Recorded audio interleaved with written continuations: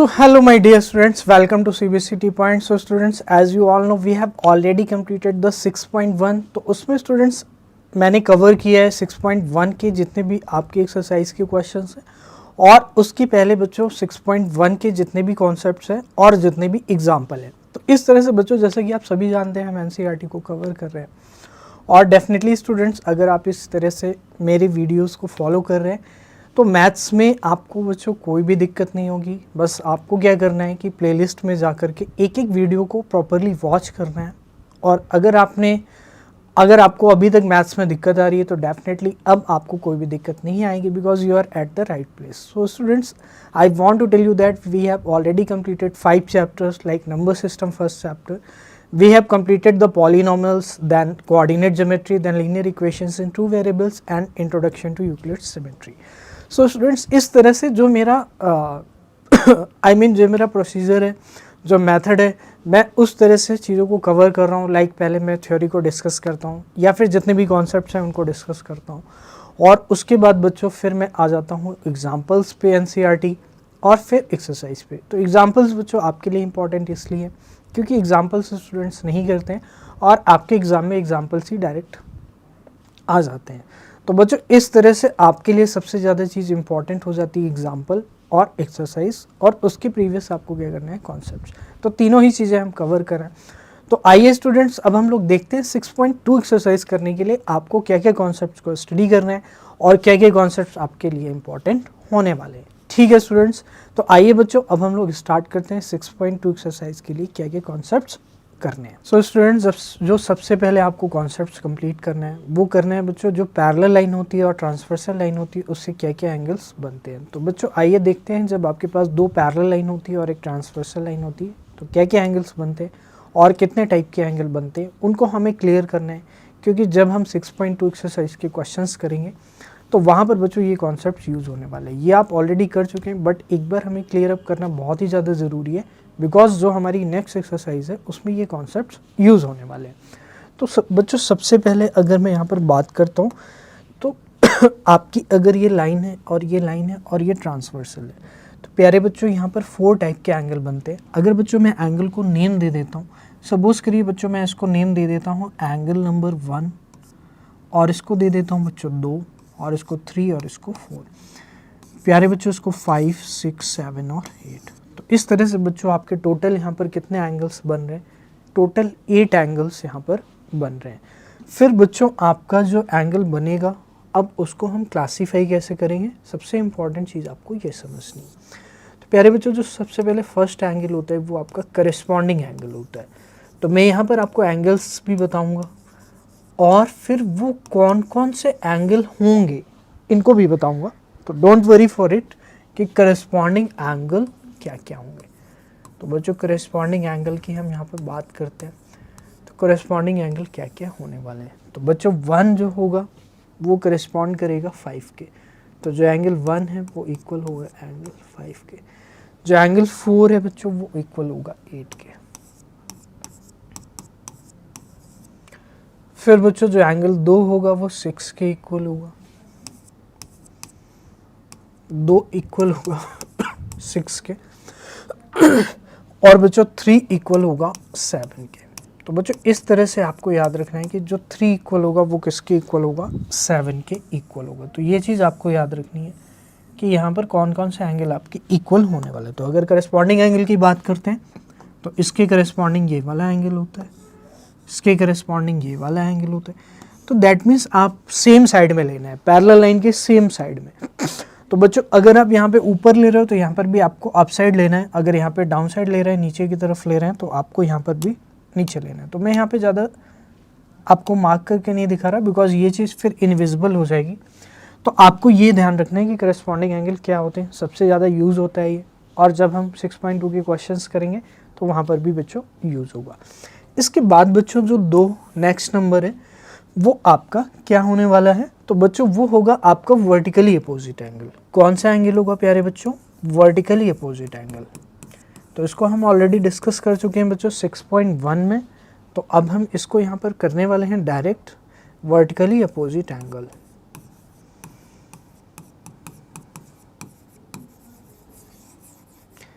ठीक है बच्चों, तो वर्टिकली अपोजिट एंगल्स क्या होंगे, 1 इज इक्वल टू क्या हो जाएगा आपका 3K।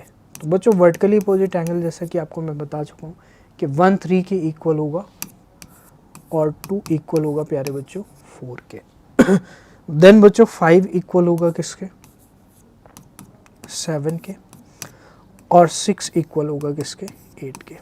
तो ये वर्टिकली अपोजिट एंगल हो गया। देन इसके बाद डियर स्टूडेंट्स आपका आ जाता है कौन सा, that is alternate interior angle. तो बच्चों जो थर्ड है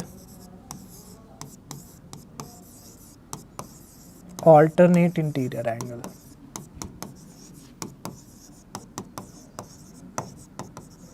तो वो जो ऑल्टरनेट इंटीरियर एंगल्स आपको क्लियर होने चाहिए कि अंदर की तरफ ऑल्टरनेट आपको लेने, यानी 4 के बाद 3 मतलब 3 के बाद 4 नहीं आएगा, आपका क्या आएगा 5 आएगा। तो 3 के ऑल्टरनेट कौन सा होगा 5, और ये दोनों ही क्या होंगे बच्चों इक्वल होंगे। फिर प्यारे बच्चों आपका क्या होगा 4 इक्वल टू क्या होगा 6 होगा।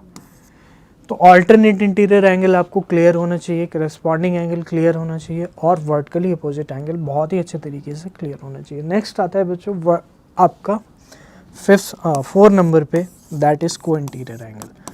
वेरी वेरी इंपॉर्टेंट, को इंटीरियर एंगल। तो बच्चों को इंटीरियर एंगल वो एंगल होते हैं जो अंदर की तरफ एक ही साइड में बनते हैं। तो यानी अंदर कौन से बन रहे हैं, एक ही साइड में 4 और 5। तो बच्चों मैं कह सकता हूँ कि 4 और 5 का जो सम होगा मेरे प्यारे बच्चों वो कितना होगा 180 होगा, और प्यारे बच्चों 3 और 6 का भी सम कितना होगा 180 होगा। तो बच्चों यहाँ पर इस तरह से आपको ये चीज़ें याद रखनी है जिससे आप चीज़ों को प्रॉपरली कर पाएँ। ओके स्टूडेंट्स, तो आई होप ये चीज़ आपको समझ में आ गई होगी। तो आइए बच्चों अब हम लोग चलते हैं नेक्स्ट कॉन्सेप्ट पर, और हमें नेक्स्ट कॉन्सेप्ट क्या करना है। सो डियर स्टूडेंट्स, हमने 6.1 को फिनिश कर लिया है। आइए बच्चों अब हम लोग स्टार्ट करते हैं theory concepts for the exercise 6.2। तो 6.2 के जो भी आपके कॉन्सेप्ट्स होने वाले हैं, जो भी हमारे क्वेश्चन 6.2 में होंगे, उसमें आपको बच्चों 2 कॉन्सेप्ट्स याद रखने हैं, और उस पर आपकी 6.2 एक्सरसाइज बेस्ड है। तो अगर आप 2 एग्जाम्पल्स 2 कॉन्सेप्ट्स को याद रखेंगे तो डेफिनेटली आप इसको बहुत ही अच्छे तरीके से कंप्लीट कर पाएंगे। तो स्टूडेंट सबसे पहले मैं आपको थ्योरी पार्ट कंप्लीट कराऊंगा, देन उसके बाद हम लोग चलेंगे एग्जाम्पल में, देन हम लोग करेंगे एक्सरसाइज। तो बच्चों ये आपकी लास्ट एक्सरसाइज है, तो इसको आपको बहुत अच्छे से करना है क्योंकि एग्जाम में इससे काफ़ी सारे क्वेश्चंस पूछे जाते हैं। तो आइए देखते हैं स्टूडेंट्स हमारे पास फर्स्ट कॉन्सेप्ट क्या है। फर्स्ट कॉन्सेप्ट ये है बच्चों कि lines parallel to the same line. तो अगर आपको इस तरह से 1 लाइन 2 के पैरेलल या L लाइन M के पैरेलल है और M N के पैरेलल है, तो प्यारे बच्चों ये इनडायरेक्टली निकल कर कंक्लूजन आता है कि L लाइन भी किसके पैरेलल होगी, N के पैरेलल होगी। तो इस तरह से आप देख सकते हैं if 2 lines are parallel to the same line, तो 2 लाइन बच्चों किसी सेम लाइन के अगर पैरेलल है, will they be parallel to each other, क्या वो पैरेलल होंगी each other. Let us check it, see figure 6.18 in which line M is parallel to line L। तो line M is parallel to line L and line N is parallel to line L। तो बच्चों यहाँ पर line M जो है L के parallel है, और जो बच्चों N है वो L के पैरेलल है। तो M L के पैरेलल है, N L के पैरेलल है, तो डेफिनेटली M N के पैरेलल हो जाएगी। ठीक है, तो let us draw a line T transversal for the lines. तो बच्चों T लाइन हमने ड्रॉ की है, तो डेफिनेटली हम पहले भी कर चुके हैं बच्चों स्टूडेंट्स कि यहाँ पर जब भी आप ट्रांसवर्सल लाइंस को ड्रॉ करेंगे तो वहाँ पर आपके डिफरेंट एंगल्स बनने वाले हैं। तो बच्चों यहाँ पर LMN पे अगर आप ट्रांसवर्सल इस तरह से बनाएंगे तो it is given that M is parallel to L and line N is parallel to L। तो M अगर L के पैरेलल है प्यारे बच्चों, तो angle 1 is equal to angle 2 होगा। करेस्पॉन्डिंग एंगल्स हम ऑलरेडी डिस्कस कर चुके हैं, एंड 1 इज इक्वल टू क्या हो जाएगा डियर स्टूडेंट्स, आपका 3 हो जाएगा। तो 1 इज इक्वल टू क्या हो जाएगा, आपका 3 हो जाएगा। सो 2 इज इक्वल टू 3। अब डियर स्टूडेंट्स आप इन दोनों इक्वेशन की हेल्प से आप कह सकते हैं कि 2 इज इक्वल टू भी क्या हो जाएगा, 3 हो जाएगा। तो एंगल 1 इज इक्वल टू प्यारे बच्चों के एंगल 2 के, एंगल 1 इज इक्वल टू प्यारे बच्चों के एंगल 3 के। तो बच्चों इसकी LHS अगर इक्वल है तो RHS भी क्या होंगे, इक्वल होंगे। तो डेफिनेटली मैं ये कह सकता हूँ कि एंगल 2 इक्वल होगा एंगल 3 के। तो डियर स्टूडेंट्स ये आपको क्लियर होगा। आइए बच्चों हम लोग देखते हैं नेक्स्ट हमारे पास क्या है। But angle 2 and angle 3 are corresponding angles and they are equal. तो 2 और 3 क्या है, आपके करस्पॉन्डिंग एंगल है और वो दोनों क्या होंगे, इक्वल होंगे। Therefore you can say that line M is parallel to line N। तो आइए स्टूडेंट्स 2 और 3 को हम एक बार और देख लेते हैं कि ये हमारा 2 और 3 है। तो यहाँ पे बच्चों जो आपकी लाइन है वो 2 और 3 है, तो यहाँ पर आपके करस्पॉन्डिंग एंगल होंगे 2 और 3, क्योंकि m आपके n के पैरेलल है। तो डेफिनेटली स्टूडेंट्स यहाँ पर आपके 2 और 3 क्या होने, 2 और 3 इक्वल होने, are corresponding angles and they are equal. तो lines which are parallel to the same line are parallel to each other. तो लाइन जो सेम लाइन के पैरेलल होती है वो पैरेलल टू क्या होती है, ईच अदर होती है। आगे बच्चों आपको ध्यान देना है कि note the property above can be extended to more than 2 lines. तो ये जो प्रॉपर्टी है ये मोर देन 2 लाइन्स के लिए भी क्या की जाती है, एक्सटेंड की जा सकती है। Lines which are parallel to the same line and parallel to each other. तो लाइन्स बहुत ही इंपॉर्टेंट एग्जाम है बच्चों, इसको आपको याद रखना है कि lines which are parallel to the same line are parallel to each other. The property above can be extended for more than 2 lines. 2 से ज़्यादा अगर लाइन्स हैं तो उसको भी हम एक्सटेंड कर सकते हैं। Let us solve some example related to parallel lines. तो बच्चों एग्जाम्पल में आने के पहले कुछ और एंगल्स के बारे में मैं आपसे डिस्कस करना चाहता हूँ। वो एंगल्स हैं डियर स्टूडेंट्स पैरेलल लाइंस पे ही बनेंगे। तो आप एक बार उसको देख लीजिए कि एंगल्स बच्चों यहाँ पर कैसे बनेंगे। तो मैं क्या करने वाला हूँ, यहाँ पे लाइंस को लेने वाला हूँ। तो ये मैंने लाइन ले ली है और इसी के पैरेलल मैंने एक और लाइन ले ली है और एक मैंने ले ली है ट्रांसवर्सल लाइन। तो यहाँ तक कोई भी दिक्कत नहीं है स्टूडेंट्स। लेकिन अब यहाँ पर जो एंगल बनने वाले हैं मैं इनको नेम करने वाला हूँ 1 2 3 4। तो बच्चों यहाँ पे टोटल 8 एंगल बनेंगे 5 6 7 8। तो डियर स्टूडेंट्स इन्हीं में हमें क्या करना है, रिलेशन को इस्टेब्लिश करना है। तो बच्चों अगर मैं यहाँ पे बात करता हूँ तो 1 और 3 क्या हो जाएंगे, वर्टिकली अपोजिट एंगल, जो कि मैंने प्रूफ करके अभी दिखाया था आपको प्रीवियस एक्सरसाइज के पहले। और 2 इज इक्वल टू क्या था, 4 था। और बच्चों यहाँ पर 6 इज इक्वल टू 8 है और 5 इज इक्वल टू क्या है, 7 है। और बच्चों यहाँ पर 1 इज इक्वल टू क्या होगा, 5 एंड 2 इज इक्वल टू क्या होगा, 6। तो ये 1 इज इक्वल टू 5 कैसे हो रहा है, तो 1 और 5 आपके क्या हो रहे हैं, करस्पॉन्डिंग एंगल हो रहा है। तो जिसको नहीं पता है वो स्टूडेंट्स नोट कर सकते हैं इस चीज़ को बहुत ही अच्छे तरीके से कि यहाँ पर 4 टाइप्स के एंगल बनेंगे। पहली चीज़ होगी आपकी वर्टिकली अपोजिट एंगल, दूसरा होगा स्टूडेंट्स करस्पॉन्डिंग एंगल्स,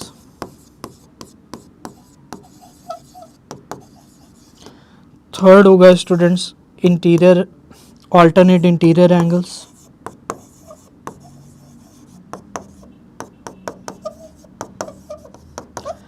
और फोर्थ होगा स्टूडेंट्स यहाँ पर को इंटीरियर एंगल्स। तो जो को इंटीरियर एंगल्स हम एंगल होते हैं उनका सम ऑलवेज क्या होता है, 180 डिग्री, ये आपको याद रखना है। तो को इंटीरियर क्या होते हैं बच्चों, अंदर की तरफ एक ही साइड पे बने एंगल, जैसे 4 एंड 5, तो इन दोनों का जो सम होगा वो क्या होगा प्यारे बच्चों, 180 होगा। इसी तरह से 3 एंड 6 का भी सम कितना होगा, 180 होगा। Okay students, I hope it is very much clear to you. आइए देखते हैं बच्चों। तो अभी हम एग्जाम्पल करेंगे, फिर स्टूडेंट्स मैं आपको और अच्छे से क्लियर करूंगा इन एंगल्स के रिगार्डिंग और भी इंफॉर्मेशन को एक्सरसाइज स्टार्ट करने के पहले। तो एक बार हम एग्जाम्पल को देख लेते हैं। तो in figure 6.19 if P Q is parallel to R S. तो बच्चों पी क्यू आर एस के क्या है, पैरेलल है। एम एक्स क्यू 135 है, एम एक्स क्यू 135 है, एम वाई आर 40 है। तो एम वाई आर क्या है बच्चों, 40 है। फाइंड एक्स एम वाई, तो एक्स एम वाई आपको फाइंड करना है, यानी बच्चों ये एंगल फाइंड करना है। तो बच्चों यहाँ पर आपको थोड़ी सी कंस्ट्रक्शन करनी पड़ेगी। तो बच्चों जैसे ही हम इसकी कंस्ट्रक्शन करेंगे तो आप मुझे एक चीज़ बता सकते हो कि 135 और ये को इंटीरियर एंगल्स है, तो डेफिनेटली इन दोनों का सम क्या होने वाला है, 180 होने वाला है। तो क्या मैं एक्स एम, अगर मैं इसको नेम दे देता हूँ डियर स्टूडेंट्स, अगर यहाँ पर ए नहीं है तो मैं इसको ए नेम दे देता हूँ। तो क्या एक्स एम ए और क्यू एक्स एम या M X Q plus M X Q कितना होगा, 180 होगा। तो एम एक्स क्यू तो आपको नोन है, कितना है, 135, तो ये 180 के इक्वल। और यहाँ पर बच्चों क्या आएगा, एक्स एम ए। अब एक्स एम ए हमारे लिए निकालना इसलिए ज़रूरी है क्योंकि हमें एक्स एम वाई निकालना है। तो हमें पता है कि एक्स एम वाई इक्वल होगा X M A plus A M Y. तो एक्स एम ए हम यहाँ पे निकाल सकते हैं 180 माइनस 135। तो बच्चों 180 माइनस 135 यानी यहाँ पर कितना आने वाला है आपका, 45 आने वाला है। तो मैं ये कह सकता हूँ कि एक्स एम ए मेरे कितना है, 45 डिग्री है। तो एक्स एम ए 45 हो जाएगा। इसी तरह से स्टूडेंट्स आप मुझे ये बता सकते हैं कि अगर ये हमने पैरेलल लाइन को ड्रॉ किया, ये कंस्ट्रक्शन हमने की है, तो ये जो एंगल होगा क्या ये इसके इक्वल होगा? ऑल्टरनेट एंगल्स, तो ऑल्टरनेट एंगल्स स्टूडेंट्स अगर आपके इक्वल होंगे तो डेफिनेटली ये एंगल भी आपका क्या हो जाएगा? 40 हो जाएगा, और ये भी आपका क्या हो जाएगा? 40 हो जाएगा। तो डेफिनेटली यहाँ पर स्टूडेंट्स AMY आपका क्या होने वाला है? 40 होने वाला है। तो यहाँ पर आप लिखोगे बच्चों, फर्स्ट चीज़ यहाँ पे रीजन आपको देना है को इंटीरियर एंगल। नेक्स्ट बच्चों आपका जो आएगा वो ये आएगा कि angle AMY will be equals to MYR। Angle AMY जो कि हमारे लिए अननोन है और हमें चाहिए भी, क्यों चाहिए? क्योंकि हमें XMA निकालना है, तो XMY निकालने के लिए AMY चाहिए। तो AMY will be equals to MYR, angle MYR। तो MYR क्या होगा? MYR आपका 40 है। तो बच्चों AMY आपको यहाँ पर मिल गया। अब यहाँ पे रीज़न क्या है? रीज़न है ऑल्टरनेट इंटीरियर एंगल्स। तो ये होगा dear students alternate interior angles. तो ऑल्टरनेट इंटीरियर एंगल्स, तो अब हमें फाइनली क्या निकालना है डियर स्टूडेंट्स? XMY। तो फ्रॉम फिगर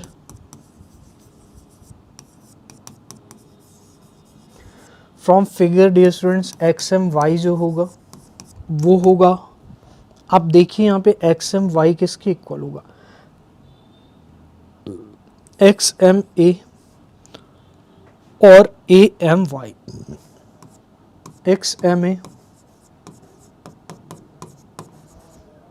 और AMY। तो XMA कितना है बच्चों? इसको आप A कर लो क्योंकि मैंने वहाँ पे कंस्ट्रक्शन कर दी है, इसको हटा दीजिए। तो XMA हमारा निकाल चुके हैं हम लोग 45, और AMY कितना है? AMY हमारे पास 40 है। तो बच्चों डेफिनेटली क्या हो जाएगा? 85 डिग्री हो जाएगा। तो ये हमारा XMY आ चुका है बच्चों, और यही हमें निकालना था, तो हम बहुत ही इजीली इसको निकाल चुके हैं। तो ये होता है हमारा example number 4। Okay students, so students we have done example number 4। Now we are going to start the example number 5। तो प्यारे बच्चों, जो आपकी 6.2 एक्सरसाइज है हम उसकी तरफ प्रोसीड कर रहे हैं, और उसके पहले आप जब NCERT आप पिक करेंगे अपनी, तो वहाँ पर आपको एग्जाम्पल नंबर 5 देखने को मिलेगा 6.2 के पहले।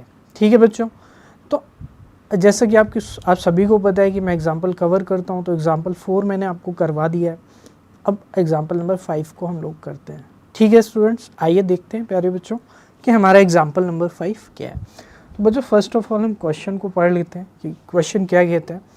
If a transversal intersects two lines. तो बच्चों यहाँ पर आपकी कोई ट्रांसवर्सल लाइन है, वो इंटरसेक्ट कर रही है दो लाइन को। तो बच्चों दो लाइन को इंटरसेक्ट कर रही है कोई भी ट्रांसवर्सल लाइन, ठीक है, such that the bisector of a pair of corresponding angles are parallel. तो प्यारे बच्चों आप सभी को मैंने बता रखा है कि बाइसेक्टर क्या होते हैं। तो बच्चों बाइसेक्टर के रिगार्डिंग अगर मैं बात करता हूँ, तो बाइसेक्टर का मीनिंग होता है कि एक ऐसी लाइन जो एंगल को दो इक्वल पार्ट में डिवाइड करती है। तो बच्चों ये बाइसेक्टर है, जैसे आप देख सकते हो यहाँ पे करेस्पॉन्डिंग एंगल जो बनेगा, लेकिन बच्चों हम इसको करेस्पॉन्डिंग एंगल बोल रहे हैं, बट अभी हमें ये कंफर्म नहीं है कि ये आपकी लाइन पैरेलल है, क्योंकि यहाँ पे क्लियरली ये चीज़ दिया गया है कि ट्रांसवर्सल इंटरसेक्ट कर रही है टू लाइन्स को।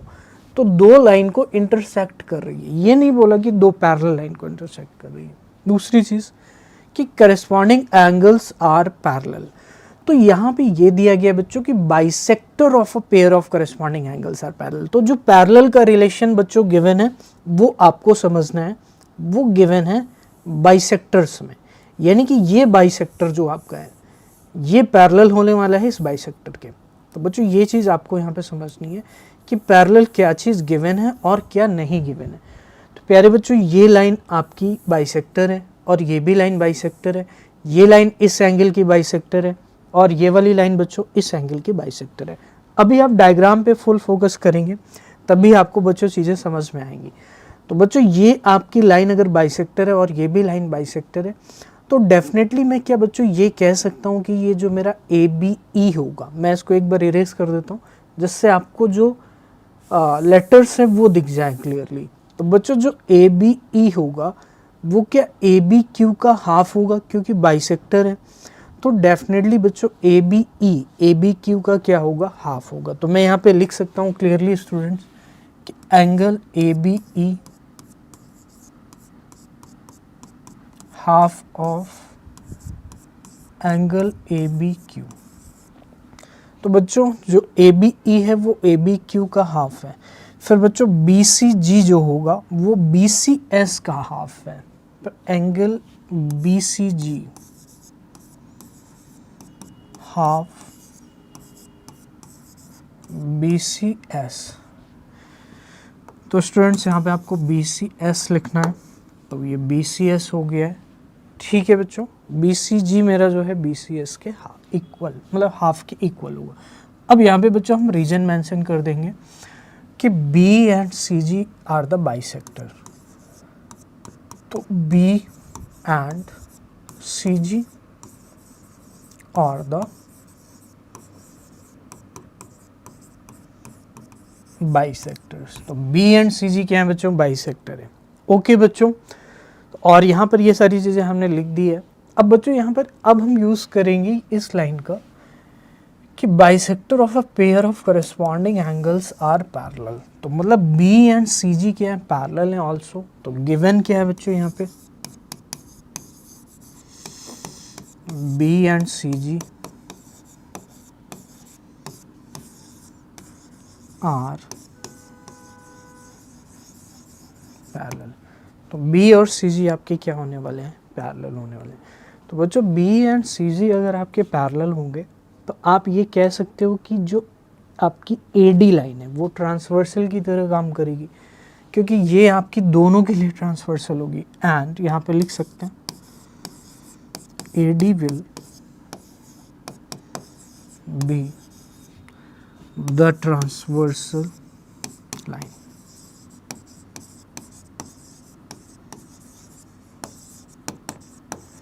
तो AD will be the transversal line. तो बच्चों AD अगर ट्रांसवर्सल लाइन है तो मैं ये कह सकता हूँ डेफिनेटली ये लाइन पैरेलल है। तो बच्चों इसको मैं अगर आपको अलग बना करके डायग्राम में दिखाता हूँ तो बच्चों ये आपका पॉइंट्स है B, जिससे आपको बहुत ही अच्छे से क्लियर हो जाएगा ये चीज़। आप बस यहाँ पे फोकस रखना थोड़ा सा कि ये B है बच्चों, और बच्चों CG आपकी यहाँ पर कुछ ऐसी बन रही है ऐसे। तो आप देख सकते हैं बच्चों जो जो पॉइंट लिए गए मैं उसको मेंशन कर देता हूँ। और प्यारे बच्चों फिर इसको मैंने इससे ज्वाइन कर दिया है। तो इसको जब इससे ज्वाइन किया है बच्चों तो ये लाइन मेरी कौन सी थी, AD थी। तो माय डियर स्टूडेंट्स एक चीज़ आप बताइए, मैं अगर इसको थोड़ा सा इधर एक्सटेंड कर देता हूँ तो जिससे आपको क्लियर हो जाएगा कि ये दो लाइंस पैरेलल हैं। आप इस चीज़ को समझ पा रहे हैं, ये दो लाइंस अगर पैरेलल हैं और ये एक ट्रांसवर्सल लाइन है तो मैं कह सकता हूँ डेफिनेटली कि ये मेरा जो एंगल ABE होगा ये वाला, ये इक्वल होगा बच्चों। यहाँ पे कौन सा पॉइंट है, BCG के इक्वल होगा। क्यों, क्योंकि B एंड C ये जो लाइन है CG लाइन है, सॉरी, तो B एंड CG लाइन है वो पैरेलल है और ये आपकी क्या होने वाले, करस्पॉन्डिंग है। क्या ये चीज़ को आप समझ पा रहे हैं? अगर आपको ये चीज़ समझ में आ गई है तो डेफिनेटली इसके बाद आपको कोई भी दिक्कत नहीं होगी। तो बच्चों B और CG यहाँ पे क्या होने वाली, पैरेलल। और जो AD है बच्चों, और जस्ट अ सेकंड, ये D पॉइंट है बच्चों, क्योंकि AD मैंने यहाँ से पिक किया है तो इस फिगर को मैंने इतना पार्ट यहाँ पे कर दिया है तो जिससे आपको ये क्लियर हो जाए। तो बच्चों इस तरह से मैं कह सकता हूँ कि ABE BCG के इक्वल होगा, ABE BCG के क्या होगा, इक्वल होगा। तो क्या मैं इसको इस तरह से लिख सकता हूँ कि गिवन B, ठीक है। इसके बाद बच्चों मैं लिख सकता हूँ hence angle ABE will be equals to angle BCG, ठीक है। और यहाँ पे बच्चों लिखेंगे करस्पॉन्डिंग एंगल,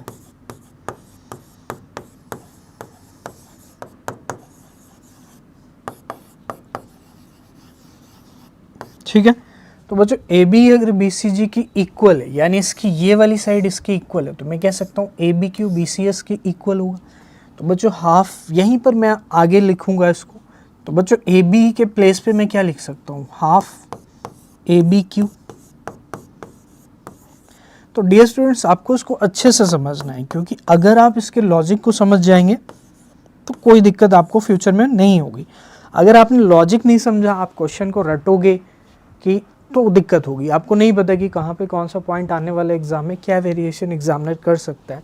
आपको रटना कुछ नहीं है, आपको समझना है लॉजिक की ये लाइन पैरेलल है, और अगर ये लाइन पैरेलल है तो ये आपके जो छोटे छोटे करस्पॉन्डिंग एंगल बनेंगे ये भी क्या हो जाएंगे, इक्वल हो जाएंगे। और इक्वल हो जाएंगे तो हम वहाँ से इस रिलेशन को इस्टेब्लिश कर सकते हैं कि जो मेरा ए बी क्यू होगा वो किसके इक्वल होगा, बी सी एस के।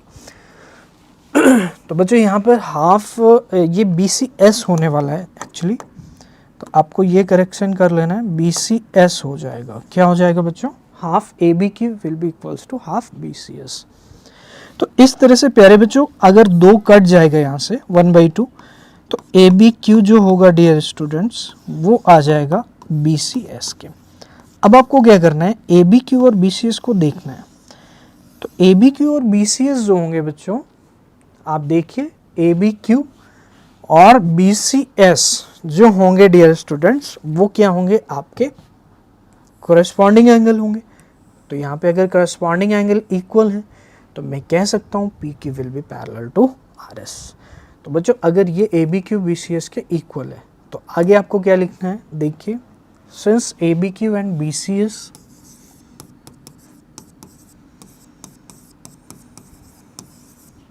and BCS are equal to each other,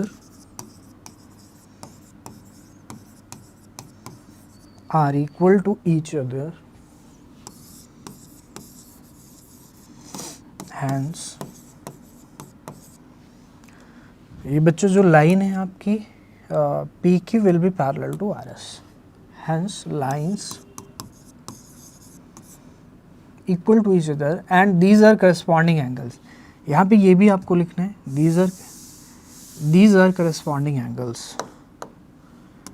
तो these are corresponding angles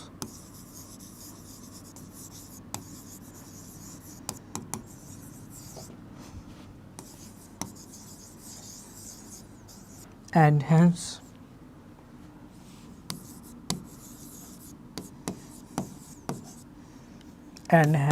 जो लाइन से बच्चों वो आप देख लीजिए कि P Q will be parallel to R S, hence lines P Q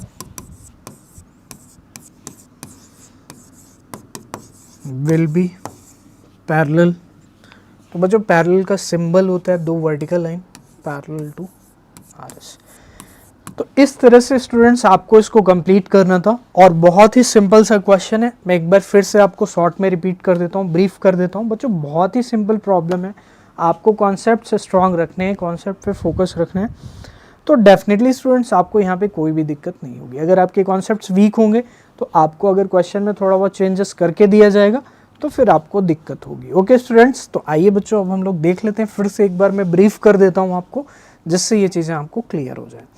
तो बच्चों इस तरह से आपको ये बाइसेक्टर दिए थे और बाइसेक्टर के रिगार्डिंग हमको इन्फॉर्मेशन दी गई थी कि ये पैरेलल है, और बाइसेक्टर अगर आपके बच्चों पैरेलल हैं तो मैं कह सकता हूँ कि ए बी ई और बी सी जी जो एंगल होंगे वो इक्वल होंगे। वो एंगल इक्वल क्यों होंगे, क्योंकि करस्पॉन्डिंग एंगल बनेंगे। तो बच्चों ये और ये एंगल करस्पॉन्डिंग बनेगा और ये आपके बाइसेक्टर थे, तो आपकी ट्रांसवर्सल दोनों में कॉमन थी।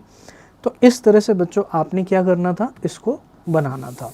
तो इस तरह से मैं फिर से एक बार आपको एक्सप्लेन कर देता हूँ कि ये लाइन बच्चों बाइसेक्टर थी और ये लाइन क्या थी, बाइसेक्टर थी, ये ट्रांसवर्सल थी।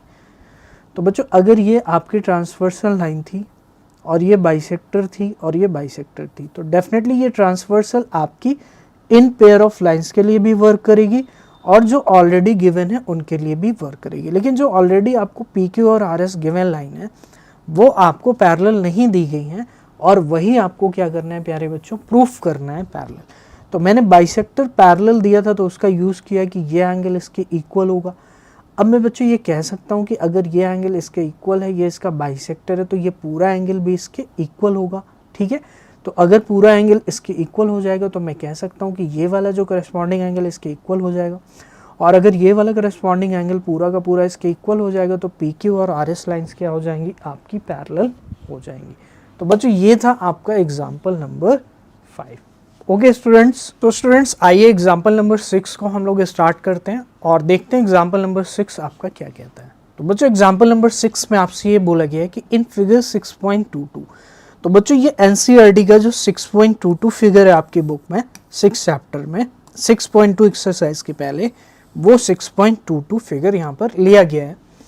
और बच्चों मैं इसको आपके सामने दिखा रहा हूँ, ये फिगर इस तरह से आपकी बुक में दिया होगा और यहाँ पर ए बी और सी डी जो लाइन है वो पैरेलल है। तो बच्चों आप देख सकते हो कि ये ए बी लाइन है और बच्चों ये कौन सी लाइन है, सी डी लाइन है। तो बच्चों आई होप ये चीज़ आपको समझ में आ रही होगी कौन सी लाइन पैरेलल है and C D E F के पैरेलल है। तो बच्चों सी डी जो है ई एफ के पैरेलल, तो मैं ये डेफिनेटली कह सकता हूँ कि ये तीनों लाइन सी बेसिकली क्या होने वाली है, पैरेलल होने वाली है। ठीक है प्यारे बच्चों, सी डी पैरेलल है ई एफ के। Also E A is perpendicular to E B.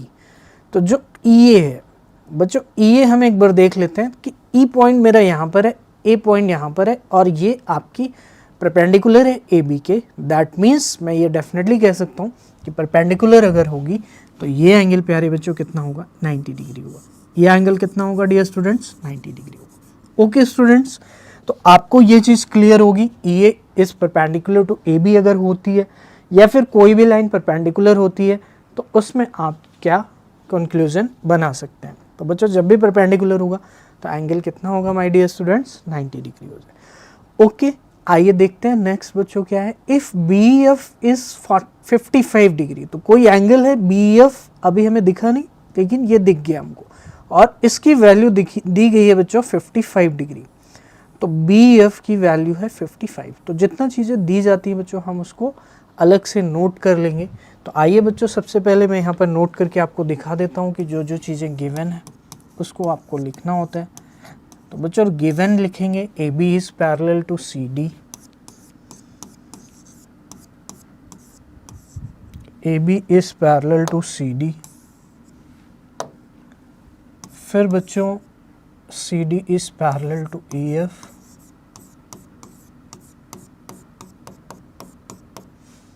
also EA is perpendicular to EB, also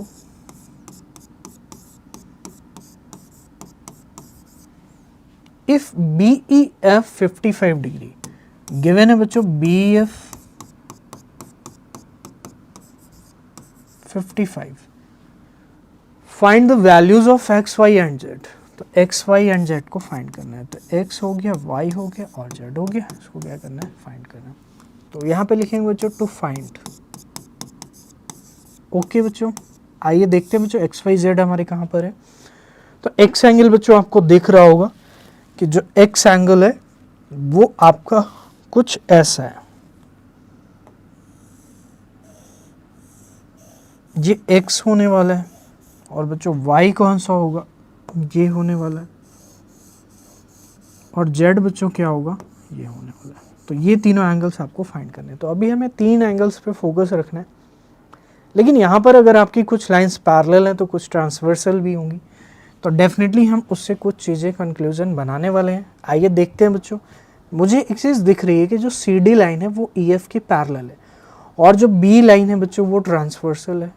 तो सी डी अगर बी ई एफ के पैरेलल है तो मैं डेफिनेटली बच्चों ये कह सकता हूँ कि जो सी डी लाइन है अगर वो ई एफ के पैरेलल होगी तो ये एंगल जो होगा ये वाला एंगल क्या वो इसके इक्वल होगा ड्यू टू करेस्पॉन्डिंग एंगल। मैं डेफिनेटली इस चीज़ को कह सकता हूँ क्योंकि बी मेरी उस केस में क्या करेगी, ट्रांसवर्सल की तरह वर्क करेगी।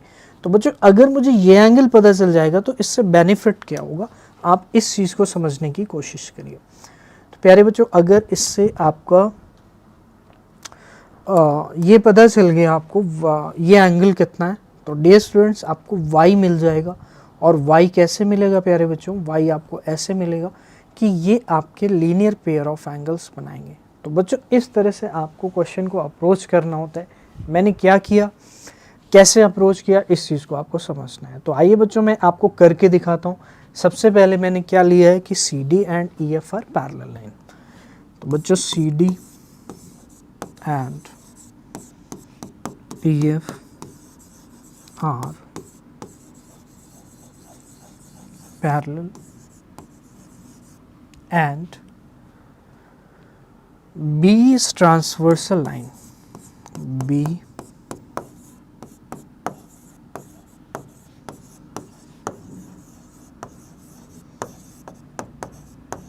ठीक है, हैंस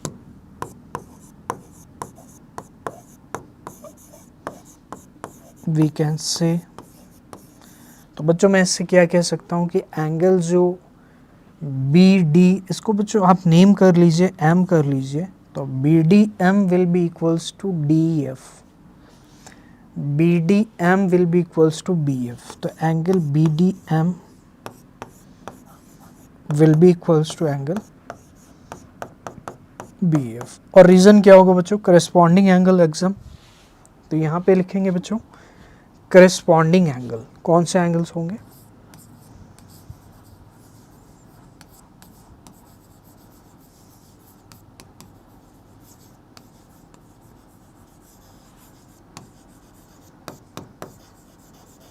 करस्पॉन्डिंग एंगल एग्जाम आप यहाँ पे बच्चों लिख देंगे। और बी एफ आपको ऑलरेडी गिवन है, बी एफ कितना था बच्चों 55, आप देख सकते हो, तो मैं बी डी एम को फाइंड कर सकता हूँ, तो बी डी एम बच्चों बी एफ की जगह हम 55 रख देंगे क्योंकि दोनों ही इक्वल हैं, तो बी डी एम कितना आएगा डियर स्टूडेंट्स 55। तो बच्चों ये आपको फाइनली याद रखना है कि बी डी एम कितना आया है 55 आया, ऑल्दो बी डी एम का हमसे पूछा नहीं गया है बी डी एम, बट हमें बी डी एम चाहिए होगा, क्यों, क्योंकि हमें क्या करना है y को फाइंड करना है, ठीक है, तो y को अगर फाइंड करना है तो बी डी एम और एम डी ई हमारा 180 होगा। तो बच्चों इस तरह से हम इसको करने वाले हैं, और भी मेथड हो सकते हैं स्टूडेंट्स, आप यहाँ पर को इंटीरियर का भी कॉन्सेप्ट यूज़ कर सकते थे। तो बच्चों को इंटीरियर में आप सभी को पता है कि क्या होता है, जो एंगल्स होते हैं ये मैं ऑलरेडी डिस्कस कर चुका हूँ, तो जो आपके इंटीरियर एंगल होंगे उन दोनों का सम कितना होगा 180 होगा, तो इस वजह से भी आप इसको कंप्लीट कर सकते हैं। तो आइए बच्चों अब हमने इस तरह से कर लिया है, आप वैसे भी कर सकते थे या मैं भी वैसे ही कर सकता था, बट अब हमने इस तरह से कर लिया तो आगे इसको इसी तरह से प्रोसीड करेंगे। तो आइए बच्चों मैं इसको इरेज कर देता हूँ, और बी डी एम 55 आपको याद रखना है, तो बच्चों आप इसको नोट कर सकते हो या स्क्रीनशॉट ले सकते हो, ठीक है। तो बच्चों बी डी एम 55 है हमारे पास, आइए देखते हैं, बी डी एम 55 है, तो बच्चों एंगल बी डी एम हमारे पास कितना है 55 है, हमने ये फाइंड कर लिया है 55 डिग्री, बी डी एम हमारे पास कितना है 55, तो ये मेरा बच्चों 55 है। अब मैं कह सकता हूँ कि जो बी डी एम होगा और एम वाई ई होगा, angle B D M plus angle M Y E, इनका जो सम होगा वो 180 होगा। एम वाई ई नहीं बच्चों, एम डी ई है, तो आप इसको करेक्शन कर लेंगे, एम डी ई है, तो एम डी ई बच्चों कितना होगा 180 होगा। कैसे होगा 180, इस चीज़ को आपको समझना है स्टूडेंट्स। तो आप सभी को पता है कि जो बी ई है, बी इज अ लाइन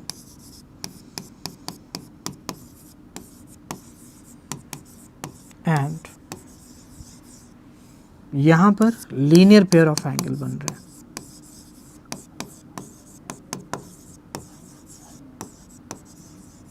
तो प्यारे बच्चों लीनियर पेयर ऑफ एंगल्स यहां पर बन रहे हैं।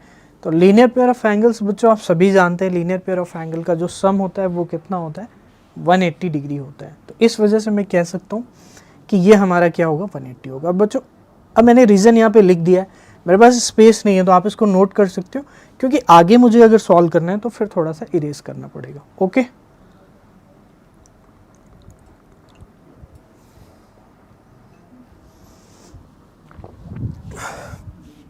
तो आइए बच्चों अब हम लोग करते हैं इसको आगे। आई होप आपने इसको नोट कर लिया होगा। और BDM मुझे चाहिए था इसलिए मैंने BDM को इरेज नहीं किया, और बाकी चीज़ें मैं इरेज कर देता हूँ क्योंकि अभी हमें बहुत सारी चीज़ें निकालनी है। तो बच्चों MD कितना होगा, MD आपका Y ही तो होगा, तो अभी तक हमारे पास Y ही आया। BDM को रखने के बाद हमारे पास प्यारे बच्चों क्या निकलेगा, Y निकलेगा।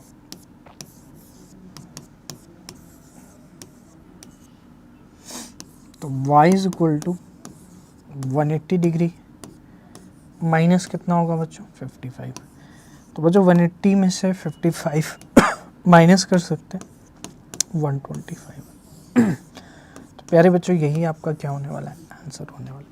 तो बच्चों आप देख सकते हो अभी तक हमने y को फाइंड कर लिया और y मेरा बच्चों कितना आ गया है, y मेरा आ चुका है 125। तो बच्चों मैं यहाँ पे लिख सकता हूँ y इज इक्वल टू कितना है प्यारे बच्चों, 125। तो ये चीज़ आपको क्लियर है।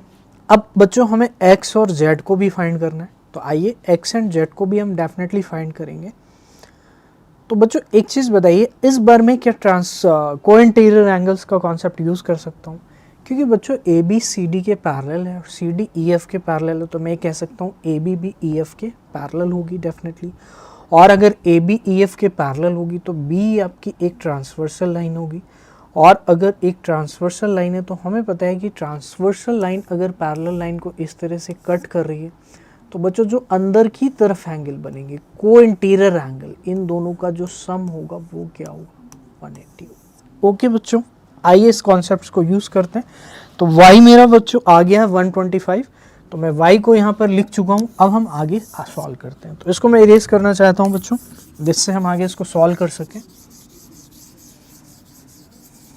तो आइए बच्चों अब हम लोग इसको आगे करते हैं। अभी तक हमारे पास सिर्फ एक वेरिएबल निकला है, दैट इज़ y। अभी हमें x एंड z को और फाइंड करना है।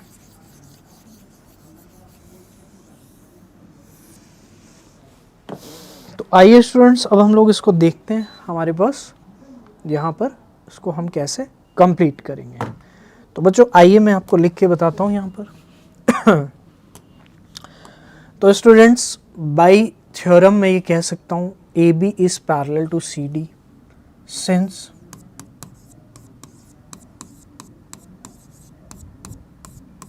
AB is parallel to CD बच्चों। तो AB is parallel to CD and CD is parallel to EF। तो बच्चों जो CD है वो EF के क्या है, पैरेलल है। Hence by axiom या by theorem we can say that AB will also be parallel to EF। जो बच्चों थ्योरम आपको बताई थी मैंने, AB EF के पैरेलल होगी। तो बच्चों यहाँ पर ये AB EF के पैरेलल करना हमारे लिए यहाँ पर ज़रूरी क्यों है, क्योंकि जो हम को इंटीरियर एंगल का सम अप्लाई करेंगे बच्चों वो AB और EF में ही अप्लाई कर पाएंगे, क्योंकि हमें x चाहिए और x बच्चों आपका कहाँ पर आने वाला है, को इंटीरियर में आने वाला है। डेफिनेटली ये ट्रांसवर्सल लाइन होने वाली है और AB और EF पैरेलल लाइन होने वाली है। तो प्यारे बच्चों AB और EF अगर आपकी पैरेलल लाइन होने वाली है तो डेफिनेटली यहाँ पर आपका सम क्या होगा, 180 होगा। या फिर स्टूडेंट्स इसको हम ऐसे भी कर सकते हैं कि AB और CD पैरेलल है, तो डेफिनेटली मैं कह सकता हूँ कि ये आपका एंगल y इक्वल होगा x के। क्यों होगा, क्योंकि ये आपके क्या होने वाले हैं, करस्पॉन्डिंग एंगल होने वाले हैं। तो दोनों तरीके मैं आपको बता रहा हूँ, आपको जो बेस्ट लगता है आप उसको चूज़ कर सकते हैं। तो बच्चों अब हम इस तरह से कर लेते हैं इसको, AB parallel to EF। Hence so जो B है बच्चों वो एंड, यहाँ पे लिखेंगे एंड BE इज ट्रांसवर्सल।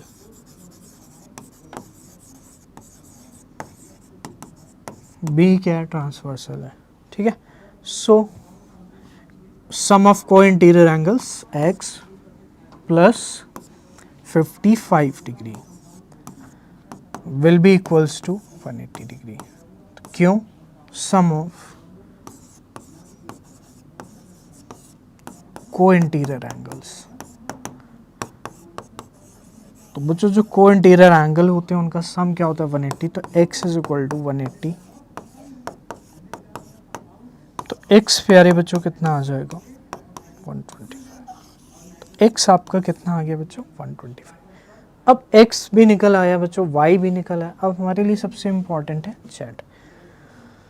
तो बच्चों z आप कैसे निकालोगे, सबसे बड़ा चैलेंज आपके लिए ये है। तो बच्चों आप सभी को गिवन है कि E is perpendicular to AB, ये ए बी के परपेंडिकुलर है और ए बी ई एफ के पैरेलल है, तो मैं ये कह सकता हूँ कि ये 90 होगा दोनों का सम। अगर दोनों का सम 90 होगा तो जेड प्लस 55 कितना होगा, 90 होगा।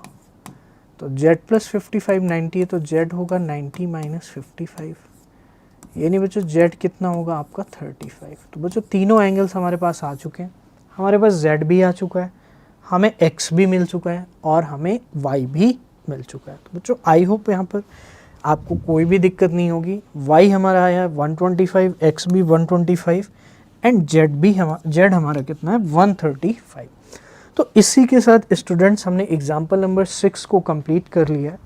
और आइए स्टूडेंट्स अब हम लोग स्टार्ट करते हैं, जितने भी कॉन्सेप्ट्स को हमने स्टडी किया है और जो भी एग्जाम्पल्स हमने कंप्लीट किए हैं उसके बेसिस पे आपकी एक्सरसाइज है बच्चों 6.2। तो 6.2 एक्सरसाइज को स्टार्ट करने के लिए आपको ये थ्योरी रिक्वायर्ड थी और ये एग्जाम्पल रिक्वायर्ड थे। तो अब हम लोग करने वाले हैं स्टार्ट 6.2। तो आइए बच्चों देखते हैं 6.2 में हमारा फर्स्ट क्वेश्चन क्या है। 6.23 फिगर है आपके एनसीईआरटी में और वहां पर प्यारे बच्चों आपको A B parallel to C D given है और C D is parallel to E F given है।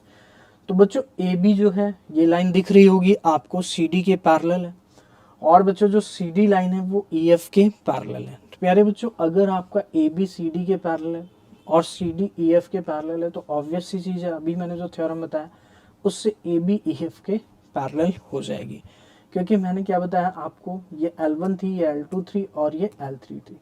तो L1 L2 के पैरेलल है और L2 L3 के पैरेलल है, तो डेफिनेटली स्टूडेंट्स यहाँ पर आपकी L1 L3 के पैरेलल हो जाएगी। इसको हम माइंड में रखेंगे, अगर हमें रिक्वायरमेंट होगी तो हम इसको यूज़ करेंगे और अगर रिक्वायरमेंट नहीं होगी तो हम डेफिनेटली आगे प्रोसीड कर सकते हैं। अगर अदर कॉन्सेप्ट है तो कोई दिक्कत नहीं है। तो आइए स्टूडेंट्स अब यहाँ पर हम आगे चलते हैं। y is to Z equals to 3:7 given है। तो बच्चों y इज टू जेड क्या होगा, तो y इज टू जेड जो होगा वो क्या होगा आपका ये है, तो ये y है और ये प्यारे बच्चों क्या है आपका z है। तो students I hope it is visible to you, ये y है और ये z है। तो प्यारे बच्चों y और z को आप देख सकते हैं, तो डेफिनेटली आपको यहाँ पे कोई भी दिक्कत नहीं होगी। मैं एक बार इसको हाईलाइट कर देता हूँ। बच्चों ये y है आपका और प्यारे बच्चों ये क्या है आपका z है। तो इस तरह से आपको याद रखना इसको समझना है। और बच्चों जो ये यहाँ पर है वो x है। तो बच्चों आप इस तरह से इसको नोट कर लेंगे, ये डायग्राम आपके एनसीईआरटी बुक में भी मिल जाएगा। तो इसको आप ऐसे कर सकते हैं कि ये y है, ये बच्चों z है और बच्चों ये क्या है आपका x है। अब आपको क्लियर है कि ये x है, ये y है और प्यारे बच्चों ये क्या है आपका z है। ओके स्टूडेंट्स, तो बच्चों y is to Z 3:7 given है। तो प्यारे बच्चों आप जब भी रेशियो को मैथ्स में देखते हैं तो हमेशा क्या होता है, रेशियो आपका क्या होता है सिंप्लीफाइड फॉर्म होती है। तो आप क्या करते हैं, आप सिंप्लीफाइड फॉर्म को एक्चुअल वैल्यू में लाने के लिए कोई एक कांस्टेंट मल्टीप्लाई करते हैं, तब वो वैल्यू y की इक्वल हो जाएगी और फिर z की इक्वल हो जाएगी। तो मैं ये कह सकता हूँ कि अगर आपका y लेट आप कर लेंगे, जो y इज टू जेड आपको गिवन है, तो ये सारी चीज़ें आप लिख सकते हैं 3:7। तो माय डियर स्टूडेंट्स लेट कर लेंगे y इज इक्वल टू, अब बच्चों यहाँ पे वैसे हम x भी लेट करते हैं 1 यूनिट रेशियो, लेकिन यहाँ पर x ऑलरेडी है।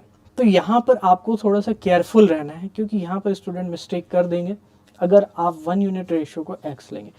तो जो चीज़ें क्वेश्चन में ऑलरेडी गिवन है आप उसको क्या करेंगे, अवॉइड करेंगे अज्यूम करने के लिए। तो अज्यूम आप वही चीज़ें करेंगे जो क्वेश्चन में ऑलरेडी नहीं है। क्यों, क्योंकि वो चीज़ें अगर आप अज्यूम करोगे तो फिर वो मिक्स हो जाएगा उसके साथ, फिर आप डिफ्रेंशिएट करोगे कैसे कि कौन सा आपका लेट किया वाला x है और कौन सा क्वेश्चन में। तो बच्चों जैसे कि आप देख सकते हो कि x आपको क्वेश्चन में ऑलरेडी गिवन है, तो आपको फाइंड x को फाइंड करना है। तो प्यारे बच्चों आपको x को फाइंड करना है, तो मैं यहाँ पर कुछ भी ले सकता हूँ, k ले सकता हूँ 1 यूनिट रेशियो को, या p ले सकता हूँ या a ले सकता हूँ, ये डिपेंड करेगा आपकी मर्जी के ऊपर है। तो प्यारे बच्चों 3k मैं ले लेता हूँ, तो y अगर मेरा 3k होगा तो प्यारे बच्चों z कितना होगा 7k होगा। आपको यहाँ तक कोई भी दिक्कत नहीं होगी, क्योंकि रेशियो जो होता है वो सिंप्लीफाइड फॉर्म होती है और हमें नहीं पता कि यहाँ पर कौन सा नंबर कैंसिल होकर के ये रेशियो बना है। तो इसलिए हमें y की जब एक्चुअल वैल्यू को थे लिखना है, तो आप क्या करोगे, 1 यूनिट रेशियो यानी कि जो आपका 1 रेशियो है उससे क्या करेंगे, नंबर्स में मल्टीप्लाई करेंगे। ओके स्टूडेंट्स, तो अभी आपको 1 यूनिट रेशियो नहीं पता है तो इसलिए k आप लेते हैं, और फिर आगे चल करके आपको जो डिफरेंट डिफरेंट कंडीशंस मिलती हैं उसके अकॉर्डिंग आप क्या करते हैं, k को फाइंड करते हैं। तो डिफरेंट कंडीशन आपको डेफिनेटली यहाँ पर मिलेगी जिससे आप k की वैल्यू को डिटरमाइन कर पाओगे, और डेफिनेटली आपको यहाँ पे कोई भी दिक्कत नहीं है, उसमें कोई डरने वाली बात नहीं कि ये k क्या है। k is nothing, it's 1 unit ratio, because ratio is the simplified form, so you have to let the y as 3k and z is equal to 7k। तो ये मैथ्स में आपको क्लियर होगा, अगर नहीं क्लियर था तो अब क्लियर हो गया होगा, आई होप। तो बच्चों अब यहाँ पर हमने y और z को लिख दिया। अब हमारा टारगेट बच्चों क्या है कि x को हमें कैसे भी करके फाइंड करना है। तो प्यारे बच्चों, अगर x को आपको फाइंड करना है तो आप जो जो प्रॉपर्टी जानते हैं पैरेलल लाइन और ट्रांसवर्सल लाइन के रिगार्डिंग, क्योंकि यहाँ पर जो बच्चों ये लाइन है वो ट्रांसवर्सल है, और ये ए बी है, ये सी डी है, और प्यारे बच्चों ये क्या है, ई एफ है, और ये आपस में क्या है, पैरेलल है। तो जो जो हम पैरेलल और ट्रांसवर्सल लाइन के रिगार्डिंग प्रॉपर्टी को जानते हैं, क्या हम उसको यहाँ पर अप्लाई कर सकते हैं? तो डेफिनेटली स्टूडेंट्स हम यहाँ पर इसको अप्लाई कर सकते हैं।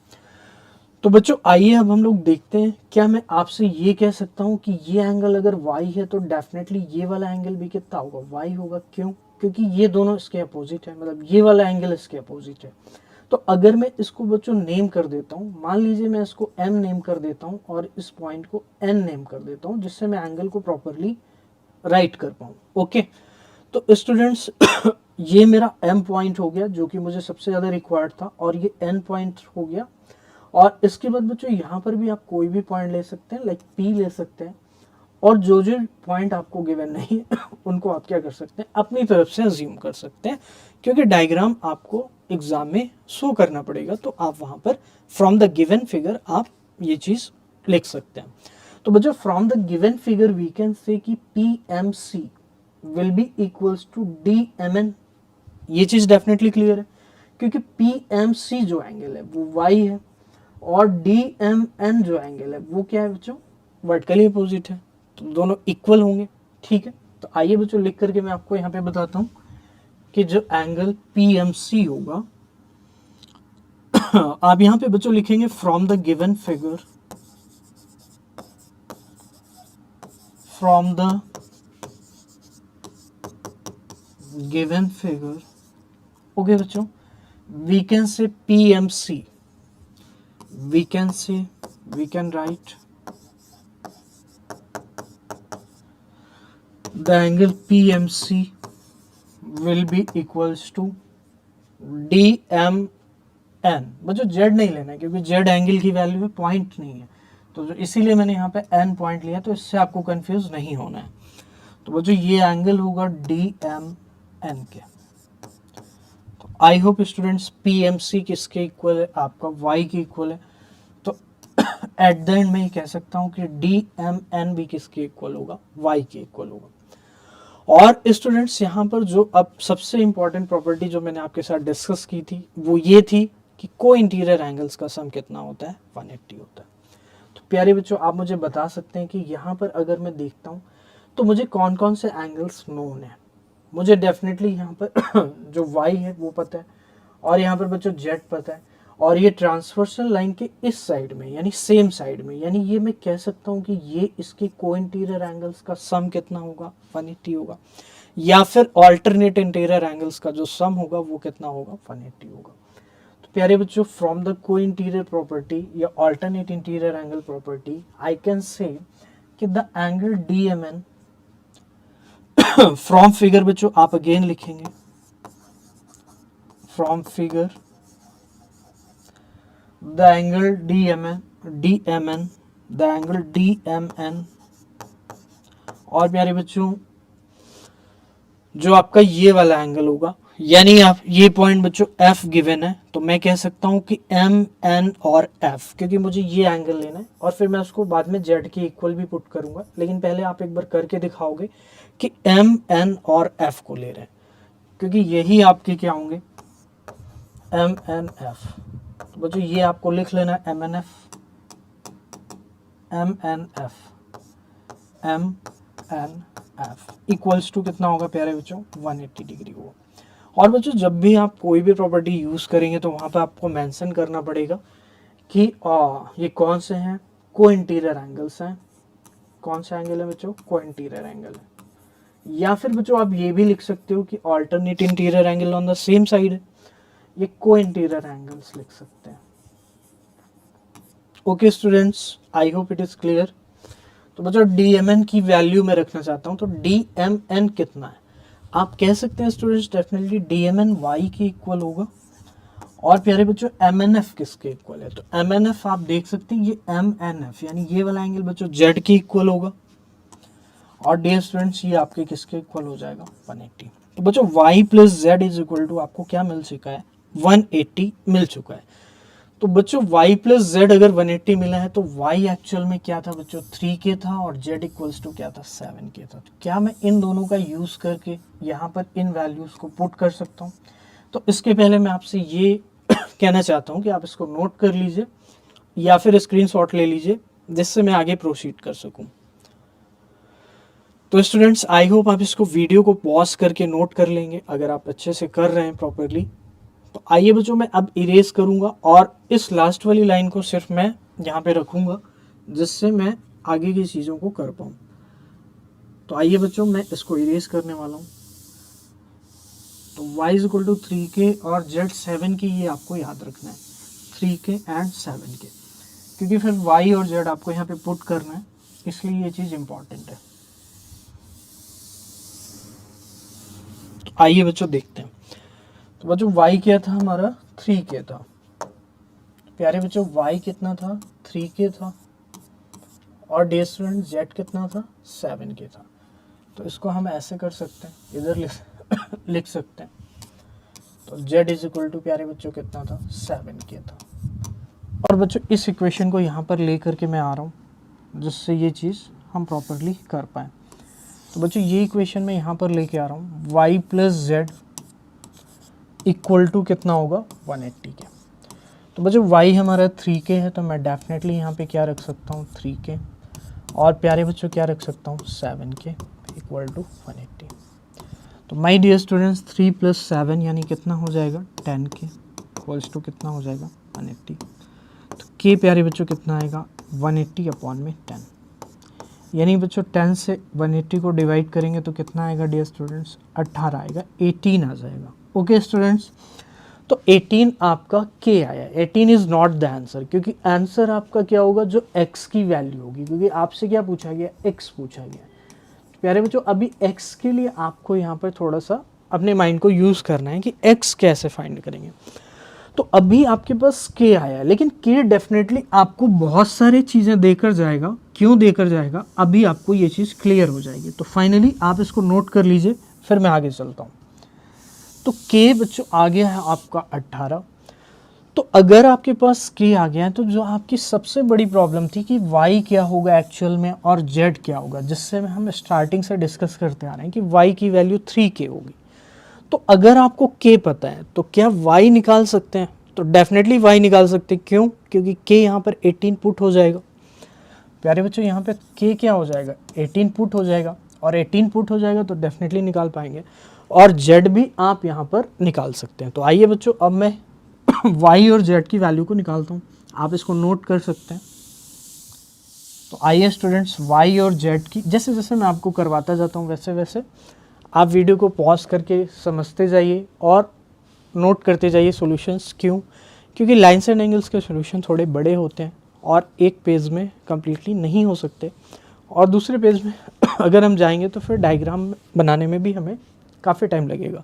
तो इसलिए मैं आपसे कह रहा हूँ कि आप वीडियो को पॉज करके नोट कर सकते हैं। तो आपको कोई भी दिक्कत नहीं होगी, अगर आप सिंसियरली स्टडी कर रहे हैं तो इससे कोई भी दिक्कत नहीं होगी, आप डेफिनेटली नोट कर सकते हैं, कोई प्रॉब्लम नहीं है। तो y इज इक्वल टू क्या होगा बच्चों 3k होगा, बट हमारा k कितना आया था, k प्यारे बच्चों आया था 18।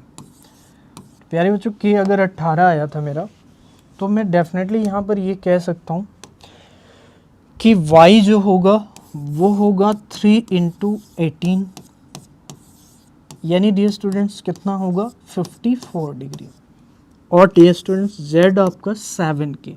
तो बच्चों 18 इंटू 3 मैंने कर लिया। आपको भी मैं कहता हूँ कि टेबल आप लर्न करो तो इस तरह की कैलकुलेशंस को आप जल्दी कर पाओगे और डेफिनेटली आप एग्ज़ाम में टाइम को सेव कर पाएंगे। तो एटलीस्ट 20 तक की टेबल आप लर्न करिए, वरना फिर आप क्या करेंगे, यहाँ पे 3 से 18 को मल्टीप्लाई करेंगे, तब जाकर के आपका आंसर आएगा। ओके स्टूडेंट्स, आइए देखते हैं। तो आइए बच्चों जेड को हम फाइंड करते हैं। जेड हमारा क्या होगा, 7 के होगा। तो बच्चों जेड यहाँ पे 7 के होगा, तो के की वैल्यू मैं अगेन सेम रखने वाला हूँ क्योंकि के तो दोनों में सेम ही रहेगा।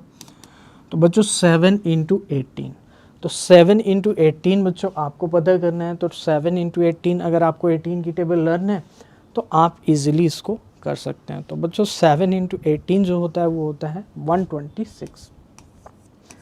तो स्टूडेंट्स इस तरह से आपको y एंड z मिल चुके हैं, लेकिन हमारा जो टारगेट है वो अभी भी अचीव नहीं हुआ है, क्योंकि हमें फाइनली क्या फाइंड करना था, x को फाइंड करना था, जो कि प्यारे बच्चों मेरा कौन सा एंगल है, ये वाला एंगल है। तो बच्चों x को अगर फाइंड करना है तो आप बता सकते हैं कि x एंड y आपको यहाँ पर कोई इंटीरियर में दिख रहे हैं। एक बार मैं फिर से आपको यहाँ पे बना करके दिखाता हूँ। तो बच्चों ये आपका x एंगल है, ये y एंगल है। अब आप अगर इन दो ऊपर वाली पैरेलल लाइन को कंसीडर करेंगे, तो बच्चों अगर आप दो ऊपर वाली पैरेलल लाइन को कंसीडर करेंगे और जो आपकी ये ट्रांसवर्सल लाइन है, इसके इधर जो भी एंगल बन रहे हैं वो आपके क्या होंगे, को इंटीरियर एंगल होंगे। क्यों होंगे, क्योंकि एक ही साइड पर बन रहे हैं इसलिए होंगे। ओके, तो बच्चों x एंड y का जो सम होगा, क्या मैं ये कह सकता हूँ कि वो 180 होगा? तो बिल्कुल x and y from figure, आप यहाँ पे बच्चों लिखेंगे from figure we can say that x plus Y कितना होगा डियर स्टूडेंट्स, 180 होगा। तो x प्लस वाई 180 अगर होगा तो यहाँ पर आपको रीजन मेंशन कर देना है बच्चों, को इंटीरियर एंगल। कौन से एंगल हैं बच्चों, को इंटीरियर एंगल हैं। तो बच्चों इस तरह से आपको मेंशन करते जाना है, तभी आपको कंप्लीट नॉलेज होगी और you will do good in your exam. बच्चों x प्लस वाई अगर 180 है तो डेफिनेटली हम यहाँ पर y हमें पता है 54 है, तो मैं y को पुट करूँगा और x को एज इट इज़। प्यारे बच्चों आप कह सकते हैं कि जो x होगा वो क्या होगा, 180 माइनस 54। तो इसको मैं इधर कर देता हूँ। तो बच्चों 180 माइनस 54, और डियर स्टूडेंट्स 180 माइनस 54 कितना हो जाएगा आपका, 126 हो जाएगा। 180 माइनस 54 क्या हो जाएगा, 126 हो जाएगा। तो स्टूडेंट्स इस तरह से आपने क्या निकाल लिया, x को फाइंड कर लिया। फिर बच्चों जो थ्योरम थी उसका यूज़ करके भी हम इसको कर सकते हैं। जैसे कि मैंने आपसे स्टार्टिंग में बोला था कि आप थ्योरम को भी अप्लाई कर सकते हैं। अगर यहाँ पर 3 पैरेलल लाइन गिवन है तो आप बच्चों ये डेफिनेटली कह सकते हैं कि ए बी अगर सी डी के पैरेलल है और सी डी ई एफ के पैरेलल है, जैसा कि आपको ऑलरेडी गिवन है। तो बच्चों यहाँ पर आप देख सकते हो कि जो आपको ऑलरेडी गिवन है, A B is parallel to C D, यानी ये वाली line A B C D के पैरेलल है और सी डी ई एफ के पैरेलल है। तो अगर ए बी सी डी के पैरेलल है और सी डी ई एफ के पैरेलल है तो यू कैन से कि ए बी किसके पैरेलल होगी, ई एफ के पैरेलल होगी। A B will be parallel to E F. तो डेफिनेटली बच्चों अगर ए बी ई एफ के पैरेलल होगी तो क्या मैं यहाँ पर ये कह सकता हूँ because of parallel line theorem कि ए बी ई एफ के पैरेलल होगी, जो कि मैं थ्योरी में डिस्कस कर चुका हूँ।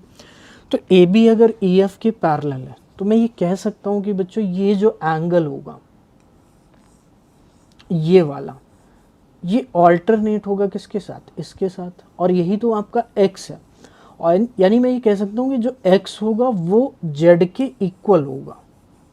ये चीज़ आप समझ पा रहे हैं कि नहीं समझ पा रहे हैं बच्चों, ये x है आपको दिख रहा होगा और बच्चों ये z है, यहाँ पे z मैं लिख दे रहा हूँ, और ये बच्चों x है।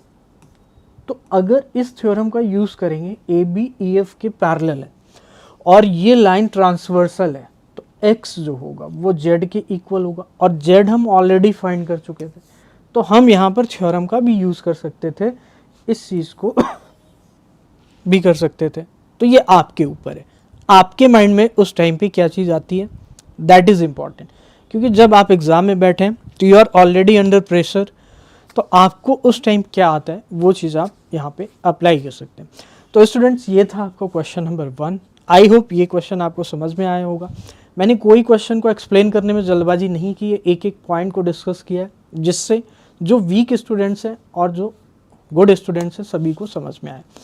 तो डेफिनेटली आपको थोड़ा सा पेशेंस रखना होगा। इफ़ अगर आपको चीज़ें आती हैं पहले से तो थोड़ा सा आपको पेशेंस रखना होगा। ये डेफिनेटली है कि आपको क्लास में काफ़ी चीज़ें लर्न करने को मिलेंगी। जो चीज़ें आप नहीं जानते हैं हो सकता है वो चीज़ें भी आपको लर्न करने को मिले। तो स्टूडेंट्स इस तरह से हमने क्या किया है, क्वेश्चन नंबर 1 को कंप्लीट किया। आइए बच्चों अब हम लोग स्टार्ट करते हैं, क्वेश्चन नंबर 2 को देखते हैं।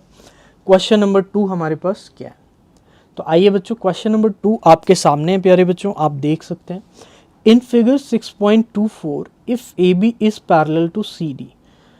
तो बच्चों जो ए बी लाइन है, यहाँ पर 2 ही लाइन्स हैं, तो ये आपको ध्यान देना है कि ए बी लाइन है जो सी डी के पैरेलल है।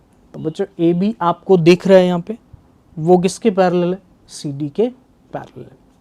तो बच्चों ए बी अगर सी डी के पैरेलल है तो मैं यहाँ पे थोड़ा सा इसको हाईलाइट कर देता हूँ जिससे आपको ये चीज़ें विजिबल हो जाएं। तो बच्चों यहाँ पर आपका ए पॉइंट है, कौन सा पॉइंट है प्यारे बच्चों, ए पॉइंट है। और बच्चों ये जी पॉइंट है।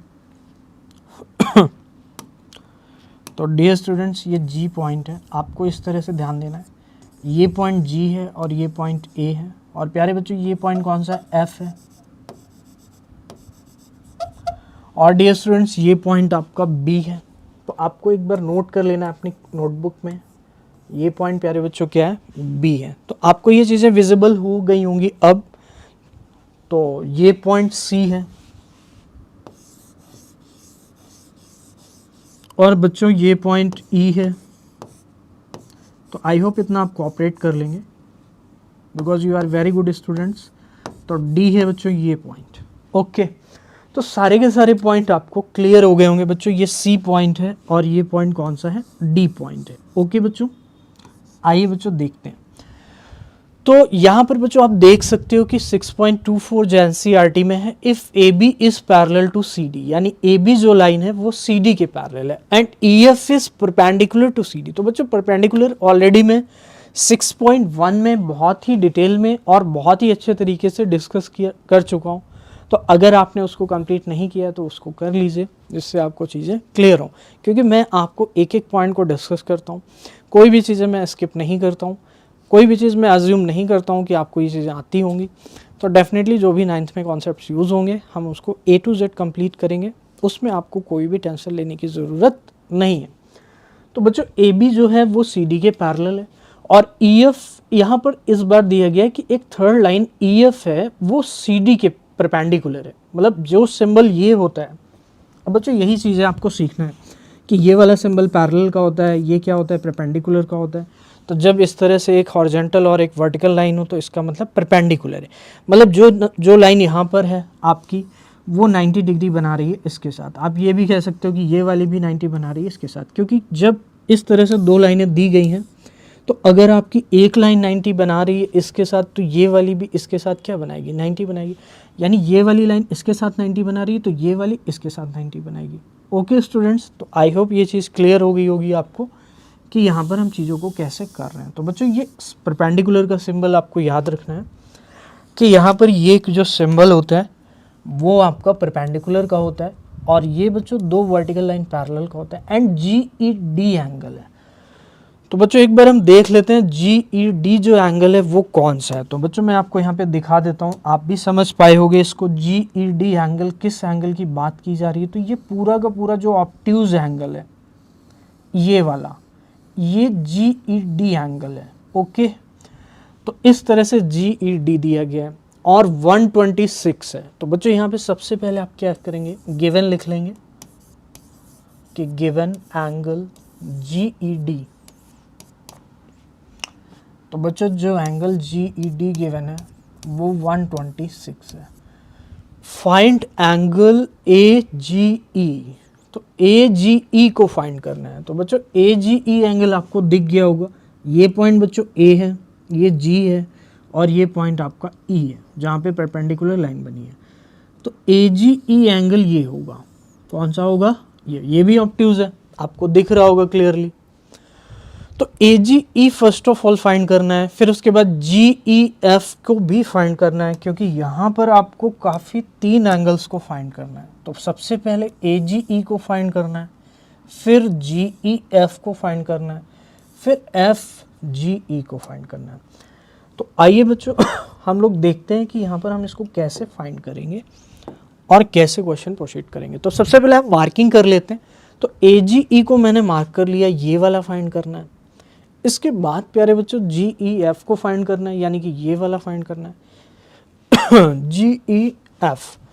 तो बच्चों जी ई एफ एंगल जो अभी हमने मार्क नहीं किया है, तो ये वाला फाइंड करना है, ये जो अंदर बन रहा है, और एफ जी ई को फाइंड करना है। तो प्यारे बच्चों एफ जी ई एंगल ये वाला है, इसको फाइंड करना है। 3 एंगल मेरे पास हो गए, एंगल ए जी ई यानी कि ये वाला ग्रीन वाला, इसके बाद बच्चों जी ई एफ, तो जी ई एफ ये वाला एंगल, और एफ जी ई,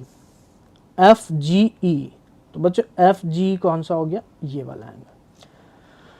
तो इस तरह से आपको, और ये वाला जो ग्रीन है वो आपको गिवन है। तो बच्चों अब यहाँ पर आपको ये सोचना है कि कैसे फाइंड करेंगे, क्योंकि सबसे इम्पॉर्टेंट चीज़ यहाँ पर है कि आप जो कॉन्सेप्ट्स को स्टडी कर चुके हैं आप उसको यहाँ पर कैसे अप्लाई करेंगे, दैट इज़ मोर इम्पॉर्टेंट। तो आइए बच्चों, हमें यहाँ पर परेशान होने की कोई भी रिक्वायरमेंट नहीं है। हम चीज़ों को धीरे धीरे, जो भी चीज़ें गिवन है उसके बेसिस पे क्या करेंगे, सॉल्व करने की कोशिश करेंगे।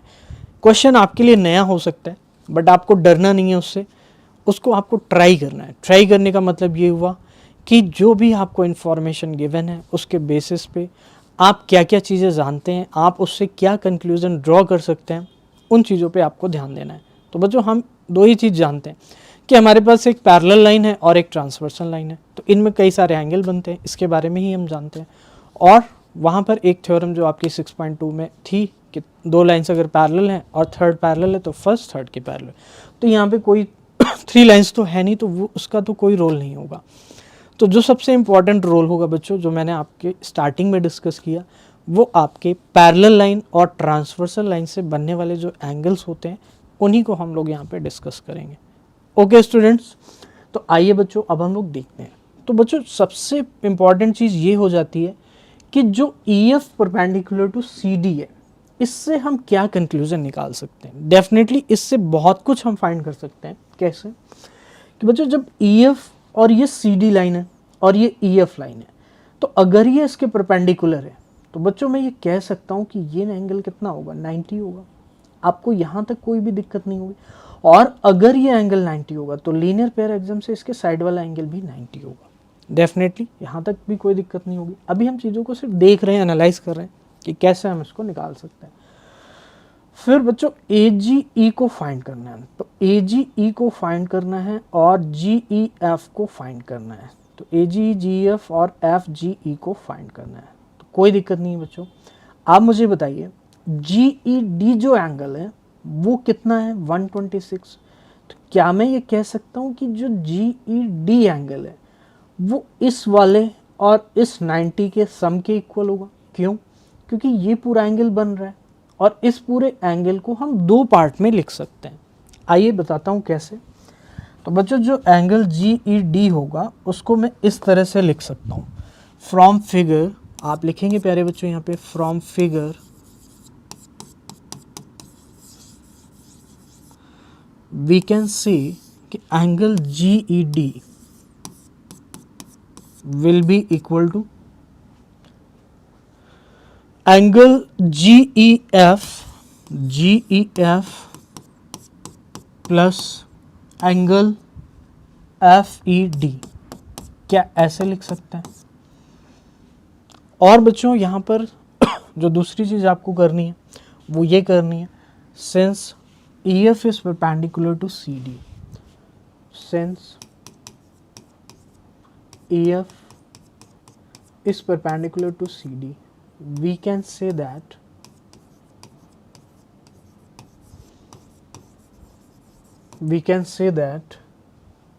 the angle FED will be 90। बोलिए बच्चों, आपको इन दोनों बातों में कोई भी दिक्कत नहीं होगी, बहुत ही सिंपल सी चीज़ है। अभी हमने क्या किया है कि जो EF लाइन है वो CD के परपेंडिकुलर है, या FE या EF आप कुछ भी कह सकते हैं, उससे कोई दिक्कत नहीं है। तो FED जो एंगल बच्चों ये वाला बन रहा है, ये जो मैंने मार्क किया यहाँ पे FED, ये 90 होगा। तो FED अगर 90 होगा तो क्या यहाँ पर मैं 90 रख सकता हूँ, और GED को मैं 126 रख सकता हूँ। तो एंगल GEF प्लस प्यारे बच्चों क्या होगा 90। तो बच्चों आप सभी को पता है कि कांस्टेंट्स जो होते हैं उसको हम एक तरफ लेकर आते हैं। तो प्यारे बच्चों एंगल GEF जो होगा वो होगा 126 माइनस कितना होगा 90। तो बच्चों 126 से 90 को माइनस करेंगे तो कितना आ जाएगा आपका 36 डिग्री। तो बच्चों आप देख सकते हैं कि GEF जो हमें फाइंड करना था वो हमने डियर स्टूडेंट्स क्या कर लिया है, फाइंड कर लिया है। तो बच्चों GEF जो फाइंड करना था वो हमारा निकल चुका है। तो GEF फाइनली बच्चों आपका कितना आ गया, तो डियर स्टूडेंट्स GEF जो है आपका वो आ चुका है 36। तो ये आपका GEF का वैल्यू होगी एंगल GEF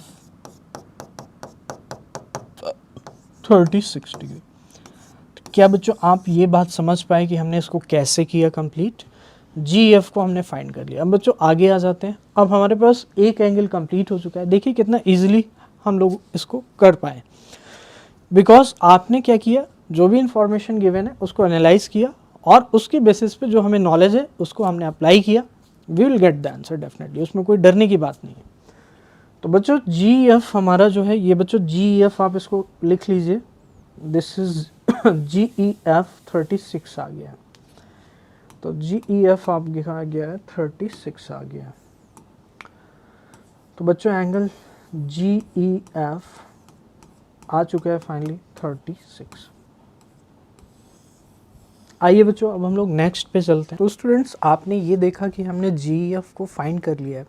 अब प्यारे बच्चों GEF फाइंड करने के बाद जो आपका नेक्स्ट है वो AGE और FGE को फाइंड करना है।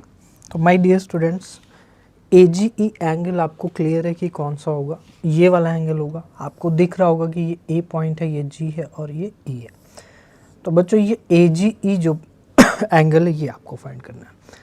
तो बच्चों बहुत ही सिंपल सी चीज़ है कि ये लाइन इसके पैरेलल है और ये एक ट्रांसवर्सल लाइन है। तो G बच्चों एक ट्रांसवर्सल लाइन है अगर, तो मैं ये कह सकता हूँ कि ये वाला जो एंगल होगा वो किसके इक्वल होगा, इसके इक्वल होगा। तो ये इसके इक्वल अगर होगा तो बच्चों इस एंगल की जो वैल्यू होगी वही प्यारे बच्चों AGE की वैल्यू हो जाएगी। तो आइए बच्चों अब हम लोग देखते हैं। GF को हमने 36 फाइंड किया, ये आपको याद रखना है, फिर इसके बाद हम आगे करते हैं। तो बच्चों GEF आपका जो आया है वो कितना आया, 36 आ गया है। तो आइए अब हम लोग GF के आगे कैसे प्रोसीड करेंगे इस चीज़ को हम लोग देखते हैं।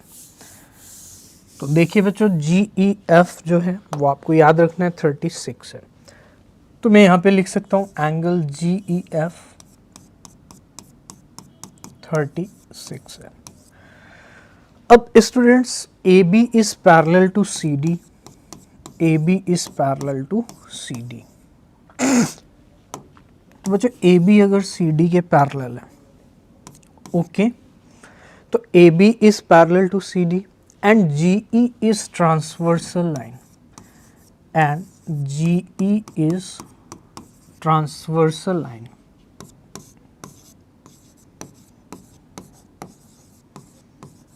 GE is transversal line। ठीक है बच्चों, तो G आपकी ट्रांसवर्सल लाइन है और AB CD के पैरेलल है। तो बच्चों एंगल AGE हमें फाइंड करना है और ये इक्वल होगा एंगल GED के। जो AGE है वो आपका इक्वल हो जाएगा GED के। तो मैं कह सकता हूँ GED। तो यहाँ पर स्टूडेंट्स आप GED को डायरेक्टली भी यूज़ कर सकते हैं, बिकॉज आपको ऑलरेडी क्वेश्चन में दिया गया है कि GED कितना है, 126 है। तो मैं ये कह सकता हूँ जो मेरा AGE होगा वो होगा 126 डिग्री। तो स्टूडेंट्स ये चीज़ आप समझ गए, आई होप ये चीज़ आपको क्लियर होगी। अब बच्चों हमने दो एंगल्स को फाइंड कर लिया है, AGE को फाइंड कर लिया है, GF को फाइंड कर लिया। अब हमारे पास नेक्स्ट जो एंगल बचा है लास्ट, वह है एंगल FG। तो देखते हैं FG में अगर हमारा कुछ GF का यूज़ होगा तो आपको देखना पड़ेगा कि FG एंगल कौन सा है। तो बच्चों FG एंगल ये बन रहा है और क्लियरली स्टूडेंट्स ये आपकी 90 डिग्री बना रही है।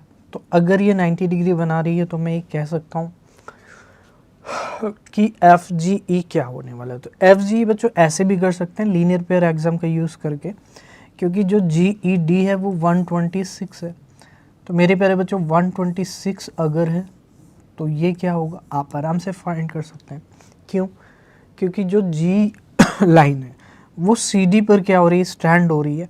तो मैं ये कह सकता हूँ कि इस तरह से लीनियर पेयर एग्जाम का यूज़ करेंगे। तो जब लीनियर पेयर एग्जाम का हम यूज़ करेंगे तो GEC प्लस GED, तो by linear pair axiom dear students, ये आप नोट कर लीजिए। मैं इसको इरेज करूँगा, फिर उसके बाद हम आगे चलेंगे। आइए बच्चों देखते हैं। तो यहाँ पर बच्चों आपका होगा CD लाइन पर angle GEC, angle GEC plus angle GED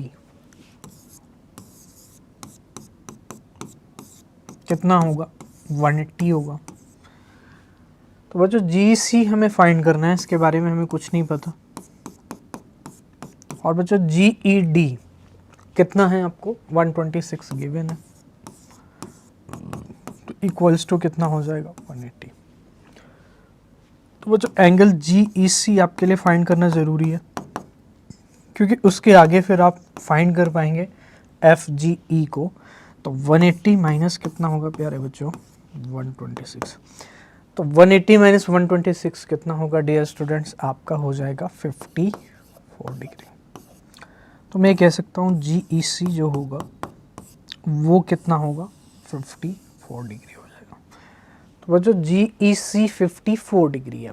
तो अब स्टूडेंट्स आप ये चीज़ कह सकते हो कि जो GECE होगा एंगल ये वाला, वो इसके इक्वल होगा, और यही आपका क्या है, FG है। तो स्टूडेंट्स एक बार इसको आप नोट कर लीजिए, फिर हम लोग आगे चलते हैं। I hope it is clear to you. अब आइए बच्चों आगे चलते हैं। तो मेरा 54 आ गया है GEC। तो जो जो आता जा रहा है बच्चों मैं यहाँ पे लिखता जा रहा हूँ। तो एंगल GEC 54 डिग्री, ओके। तो GEC मेरा 54 है। अब बच्चों AB is parallel to CD, again आप लिखेंगे, and GE is transversal line.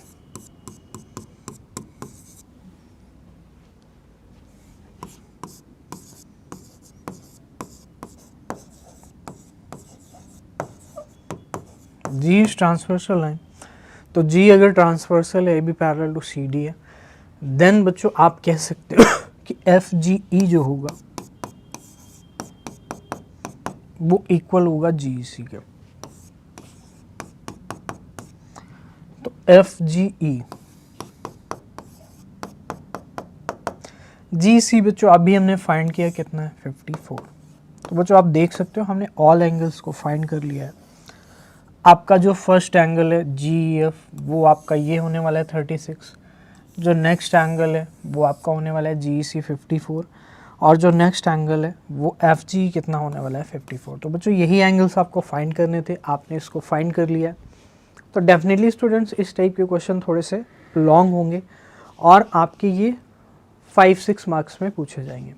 तो आपको देखना है कि आप कैसे एग्ज़ाम में इस चीज़ को करोगे। ओके स्टूडेंट्स, तो I hope it is very much clear to you. तो चलिए बच्चों अब हम चलते हैं थर्ड क्वेश्चन में, और थर्ड क्वेश्चन क्या कहता है उसको देखते हैं। तो बच्चों थर्ड क्वेश्चन में आपको दिया गया है कि in figure 6.25 PQ is parallel to ST। तो जो बच्चों यहाँ पे लाइन दी गई है PQ, तो आप देख सकते हो PQ लाइन कितनी है। PQ लाइन जो है वो आपकी क्या है, ST के पैरेलल है। तो PQ is parallel to ST। तो स्टूडेंट्स मैं आपको ये बता देता हूँ कि ये मेरा P है, ये Q है, ये S है और ये T है। तो PQR 110 है, PQR क्या है 110 है और RST कितना है 130 है। तो ये PQR 110 हो गया, ये RST कितना हो गया 130 हो गया। फाइंड QRS, तो QRS को फाइंड करना है बच्चों, ये QRS एंगल है। Hint draw line parallel to ST through point R।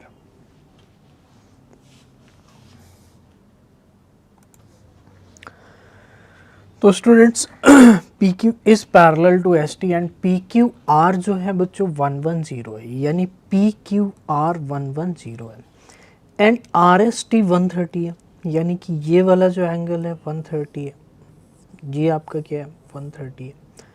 Find QRS, तो QRS कितना होगा आपका। ओके स्टूडेंट्स, तो QRS आपको क्या करना है फाइंड करना है। तो बच्चों यहाँ पर क्या होता है मैं आपको बता देता हूँ कि जब भी आपको ज्योमेट्रिकल फिगर दिया जाता है तो आपको देयर आर सिचुएशन, ऐसी सिचुएशंस होती हैं कि जब आपको क्या करना पड़ता है, थोड़ी बहुत कंस्ट्रक्शन करनी पड़ती है। कंस्ट्रक्शन का मीनिंग ये हुआ बच्चों, कहीं पर आपको 90 डिग्री बनाते हुए लाइन को ड्रॉ करना पड़ता है या फिर आपको पैरेलल लाइन को ड्रॉ करना होता है। ये डिपेंड करता है कि आपकी सिचुएशन कैसी है और क्या इन्फॉर्मेशन दी गई है, क्या लाइंस दी गई हैं, उस बात पे डिपेंड करेगा कि आप लाइंस को कैसे बनाएंगे, कैसे ड्रॉ करेंगे, कौन सी परपेंडिकुलर लाइन होगी और कौन सी पैरेलल होगी।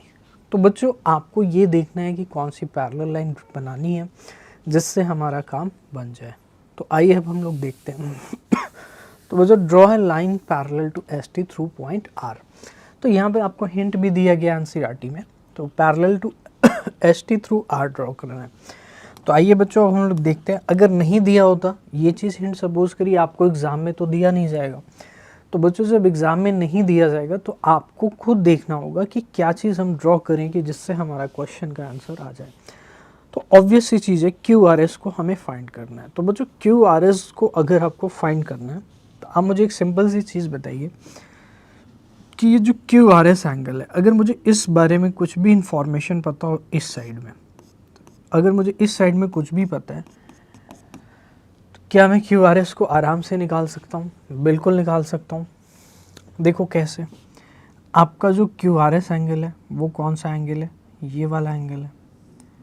ठीक है स्टूडेंट्स, अब हमने यहाँ पे लाइन को ड्रॉ कर दिया है। तो जब मैंने लाइन को ड्रॉ किया है तो जो RS लाइन होगी वो आपकी क्या होगी, as a transversal line work करेगी। कैसे वर्क करेगी, as a transversal line work करेगी। अब थोड़ी सी कंस्ट्रक्शन में ऐसे भी कर सकता हूँ कि इस तरह से मैंने बना दिया है। तो बच्चों ये आपकी ऑब्वियस ही चीज़ है, PQ आपको पैरेलल गिवन है ST के, यानी PQ ST के पैरेलल है और हमने ये इसके पैरेलल बनाई है। तो मैं डेफिनेटली कह सकता हूँ कि PQ आपकी जो होगी, अगर मैं इसको MN नेम दे देता हूँ तो जो PQ होगा वो MN के पैरेलल भी होगा। तो स्टूडेंट्स एक चीज़ बताइए, जब ST आपकी RN MN के पैरेलल हो जाएगी, PQ भी आपकी MN के पैरेलल है, तो ST is parallel to MN, तो ST MN के पैरेलल है। तो बच्चों ST अगर MN के पैरेलल है तो मैं कह सकता हूँ कि ये एंगल और ये एंगल दोनों का सम 180 होगा। तो डेफिनेटली बच्चों यहाँ पर एंगल को मैं नेम करने वाला हूँ। तो पहला जो एंगल है बच्चों RST है, angle RST plus angle SRN, ये क्या होगा 180 होगा क्योंकि मैंने MN नेम किया है इसको। तो RST ऑलरेडी गिवन है 30, तो SRN कितना होगा आप निकाल सकते हैं आराम से। तो एंगल SRN इक्वल होगा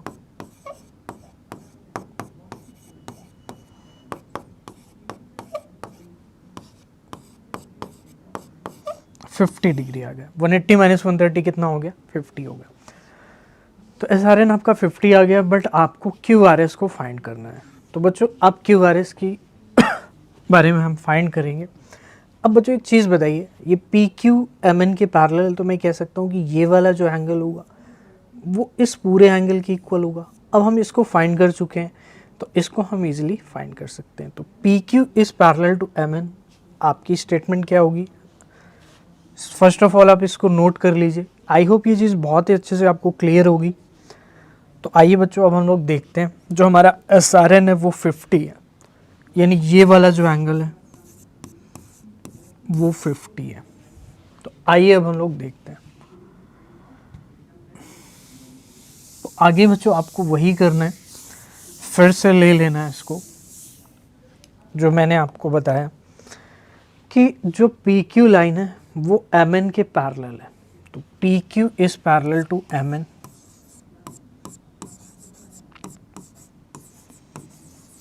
and QR is transversal line.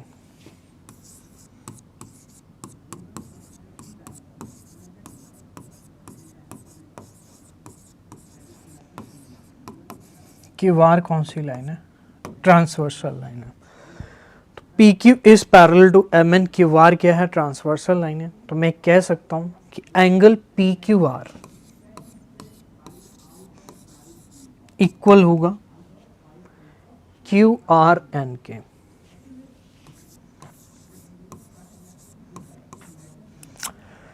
तो बच्चों PQR 110 के इक्वल है और QRN को फर्दर आपको ब्रेक करना होगा क्योंकि ये दो एंगल का सम है। ओके, तो बच्चों QRN जो एंगल है ये पूरा वाला जो मैंने आपको बताया ये सम है SRN और QRS का, और QRS ही आपको फाइंड करना है। तो फाइनली QRS आपको मिल जाएगा। तो QRS प्लस एंगल SRN, और जो SRN है वो ऑलरेडी हम फाइंड कर चुके थे, कितना था? 50 था। मैं आपको याद दिला देता हूँ, जो SRN था वो 50 था। तो 110 degree equals to angle QRS plus 50 degree.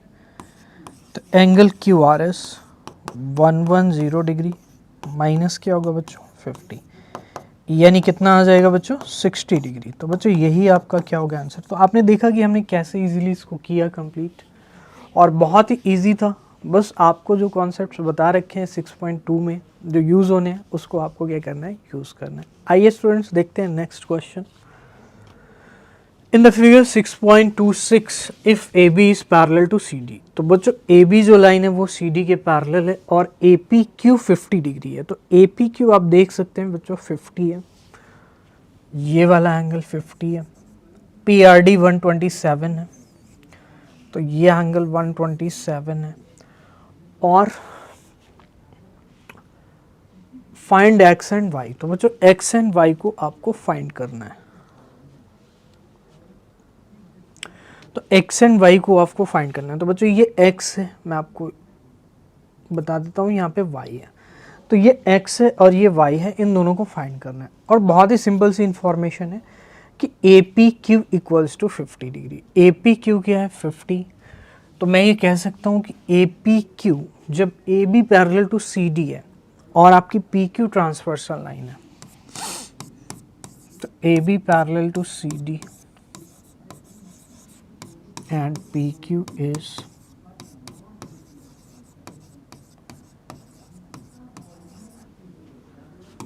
Transversal line. तो A P Q equals to P Q R, किसके इक्वल होगा? P Q are.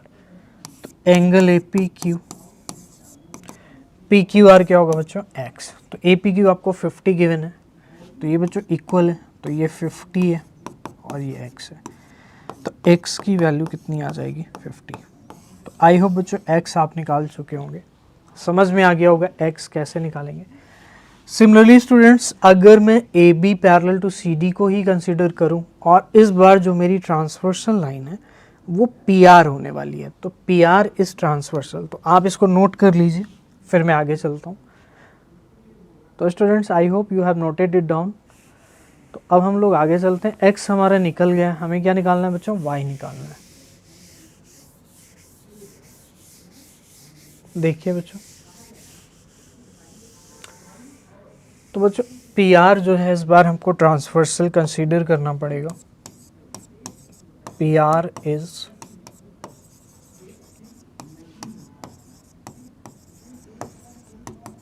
Transversal line. तो जो पी आर है वो ट्रांसवर्सल है।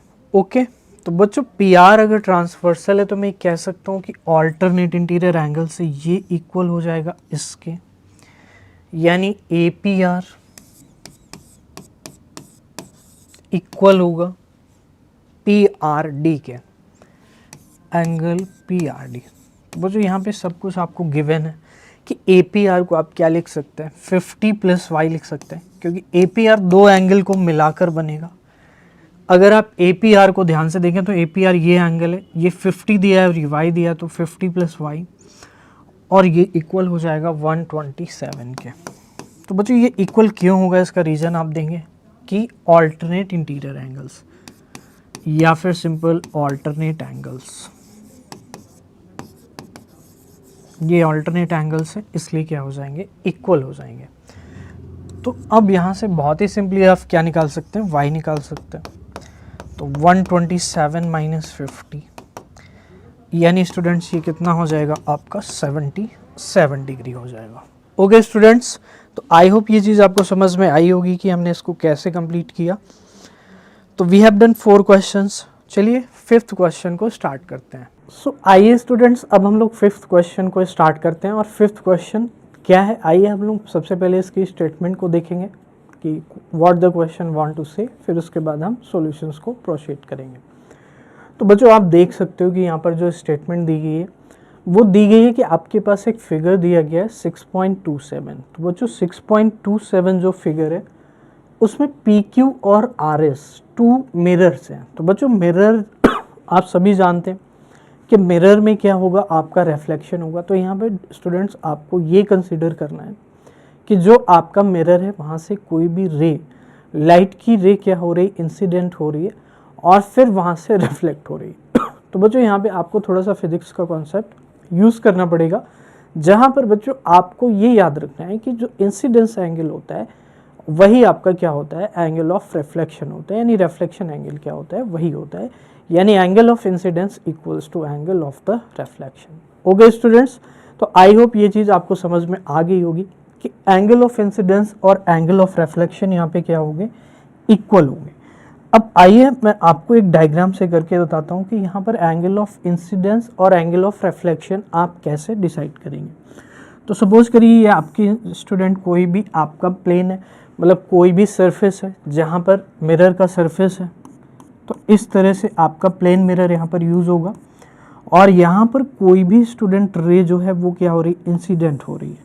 तो इस तरह से आपकी कोई भी लाइट रे इंसिडेंट हो रही है और आपको यहाँ पे नॉर्मल देखना है। तो बच्चों नॉर्मल से ही हम एंगल ऑफ इंसिडेंस और एंगल ऑफ रिफ्लेक्शन को मेज़र करते हैं। तो नॉर्मल क्या होता है, जो आपके मिरर के सरफेस के परपेंडिकुलर लाइन होती है उसे क्या बोलते हैं, नॉर्मल बोलते हैं। तो प्यारे बच्चों ये नॉर्मल है आपका, ये क्या है आपका नॉर्मल है। तो ये अगर आपका बच्चों नॉर्मल है तो definitely angle of incidence is the angle जो कि आपकी रे नॉर्मल के साथ क्या करती है, बनाती है। तो ये नॉर्मल के साथ एंगल बनाएगी, यानी ये एंगल ऑफ इंसिडेंस आई हो जाएगा।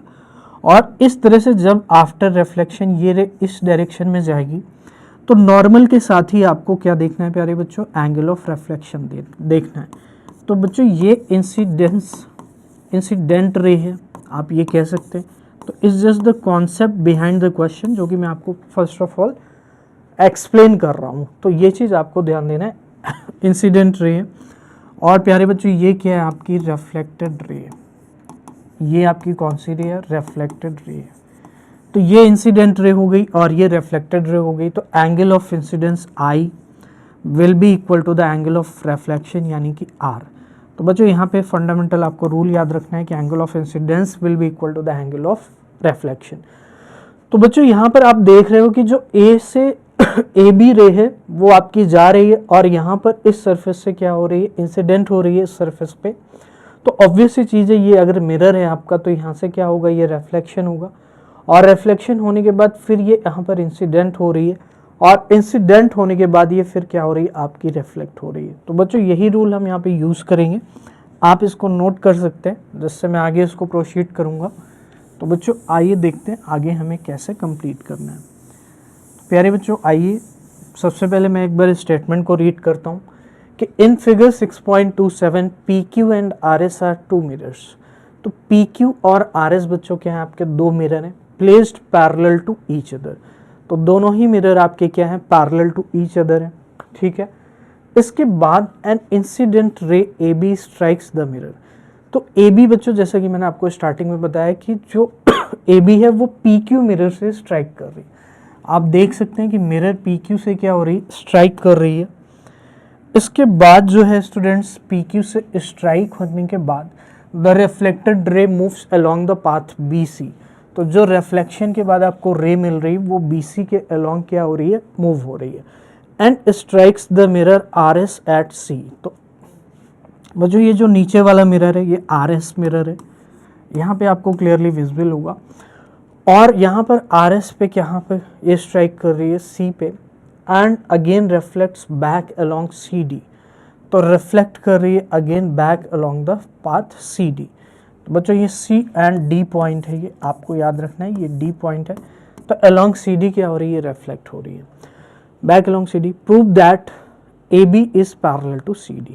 तो बच्चों आपको जो AB है वो पैरेलल प्रूफ करना है किसके, CD के पैरेलल प्रूफ करना है। तो ये जो AB आपकी रे है वो आपके CD के पैरेलल आपको प्रूफ करना है। तो प्यारे बच्चों AB अगर CD के पैरेलल आपको प्रूफ करना है तो प्रूफ करने के लिए आपको क्या चीज़ रिक्वायर्ड होगी। अगर आप ये प्रूफ कर देते हैं कि AB और CD अगर आपकी पैरेलल प्रूफ करने के लिए एंगल्स अगर आपके ऑल्टरनेट एंगल्स इक्वल हैं तो डेफिनेटली बच्चों वहाँ पर आपके क्या हो जाएंगे, वो लाइंस पैरेलल हो जाएगी।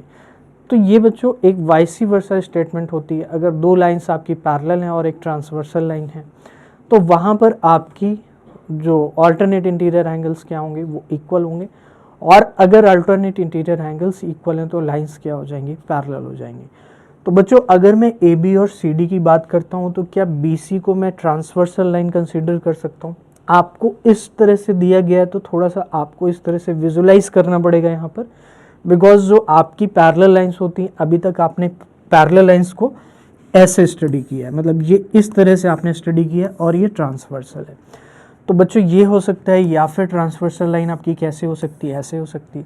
लेकिन इसी फिगर में आपको जो पैरेलल लाइन है तो पूरे इस सिस्टम को कैसे कर दिया गया, थोड़ा सा रोटेट कर दिया गया। तो अगर रोटेट कर दिया गया तो आपको ये चीज़ प्रूफ करनी है कि वो पैरेलल है। तो बच्चों आइए डेफिनेटली यहाँ पर हम अगर ऑल्टरनेट इंटीरियर एंगल्स की बात करते हैं। प्यारे बच्चों ऑल्टरनेट इंटीरियर एंगल्स आपके कौन से होंगे, तो मैं कह सकता हूँ ये वाला ऑल्टरनेट होगा किसके साथ, इसके साथ। अगर ये लाइन हमारी पैरेलल है और BC ट्रांसवर्सल रे है या ट्रांसवर्सल लाइन है तो डेफिनेटली यहाँ पर AB पैरेलल CD आपको प्रूफ करने के लिए एंगल ABC और एंगल BCD को इक्वल प्रूफ करना पड़ेगा। तो एंगल ABC और BCD को अगर हम इक्वल एनी हाउ प्रूफ कर लेते हैं तो डेफिनेटली बच्चों यहाँ पर आपका क्या हो जाएगा, AB पैरेलल टू CD हो जाएगा। तो बच्चों क्वेश्चन क्या था अभी तक मैंने वो एक्सप्लेन किया आपको। क्वेश्चन के रिगार्डिंग जो भी इंफॉर्मेशन है आपको सबसे पहले ये समझना है कि क्वेश्चन क्या कहना चाहता है, उसके बाद बच्चों आपको क्वेश्चन को अटेम्प्ट करना है। क्योंकि जब तक आप क्वेश्चन समझेंगे नहीं कि क्वेश्चन क्या कहना चाहता है तो डेफिनेटली आपको फिर आगे दिक्कत होगी, क्योंकि आप करोगे क्या क्वेश्चन में। जब तक आपको ये समझ में नहीं आया कि क्या फाइंड करना है और क्या गिवन है, उससे हम जो गिवन इन्फॉर्मेशन है उससे हम रिक्वायर्ड इन्फॉर्मेशन को कैसे फाइंड कर सकते हैं, ये सबसे ज़्यादा इंपॉर्टेंट चीज़ है। ओके स्टूडेंट्स, तो आइए बच्चों देखते हैं। जैसा कि मैंने आपको बताया कि इंसिडेंट रे जो होती है वो एंगल ऑफ रिफ्लेक्शन जो बनाएगी, वहाँ से reflected ray angle of reflection बनाएगी। एंगल ऑफ इंसिडेंस और एंगल ऑफ रिफ्लेक्शन क्या होंगे, आपस में इक्वल होंगे। ओके स्टूडेंट्स, तो आइए प्यारे बच्चों, अगर मैं यहाँ पर एंगल ऑफ इंसिडेंस को फाइंड करना चाहता हूँ तो मुझे यहाँ पे क्या बनाना पड़ेगा, एक नॉर्मल को बनाना पड़ेगा। तो इस तरह से मैंने एक नॉर्मल को क्या किया है, ड्रॉ किया। तो आई होप आपको ये चीज़ क्लियर हो रही होगी कि नॉर्मल अगर आपका ये वाला लाइन है तो बच्चों यहाँ पे एंगल ऑफ इंसिडेंस मैं मान लेता हूँ x। तो प्यारे बच्चों x यहाँ पर भी होगा एंगल ऑफ रिफ्लेक्शन। डेफिनेटली यहाँ तक कोई भी दिक्कत आपको नहीं होगी। तो डियर स्टूडेंट्स, फिर ये यहाँ पे स्ट्राइक करेगी और जब ये यहाँ पे स्ट्राइक करेगी तो डेफिनेटली यहाँ पर एंगल ऑफ इंसिडेंस भी एंगल ऑफ रिफ्लेक्शन। तो यहाँ पे नॉर्मल कुछ ऐसे बनेगा जैसे मैंने अभी बनाया। तो यहाँ पर एंगल ऑफ इंसिडेंस बच्चों y होगा, तो ये एंगल ऑफ रिफ्लेक्शन भी कितना हो जाएगा, y हो जाएगा। ओके स्टूडेंट्स, तो आई होप ये आपको बहुत ही अच्छे से क्लियर होगा कि यहाँ पर x इक्वल टू x होगा, because angle of incidence equal to angle of reflection, और यहाँ पर भी angle of incidence equal to angle of reflection. Okay students, अब इसके बाद जब हमने इतना कंप्लीट कर लिया है तो इसके बाद हमें ये देखना है कि यहाँ पर जो आपके मिरर्स हैं वो पैरेलल हैं ईच अदर। आपने देखा होगा कि mirrors placed parallel to each other. तो अभी तक हमने इसके रिगार्डिंग कोई भी चीज़ डिस्कस नहीं की है। तो जो आपको मिरर पैरेलल दे रखे हैं तो इसके रिगार्डिंग भी आप क्या करेंगे, कुछ इन्फॉर्मेशन वहाँ से ड्रॉ करेंगे।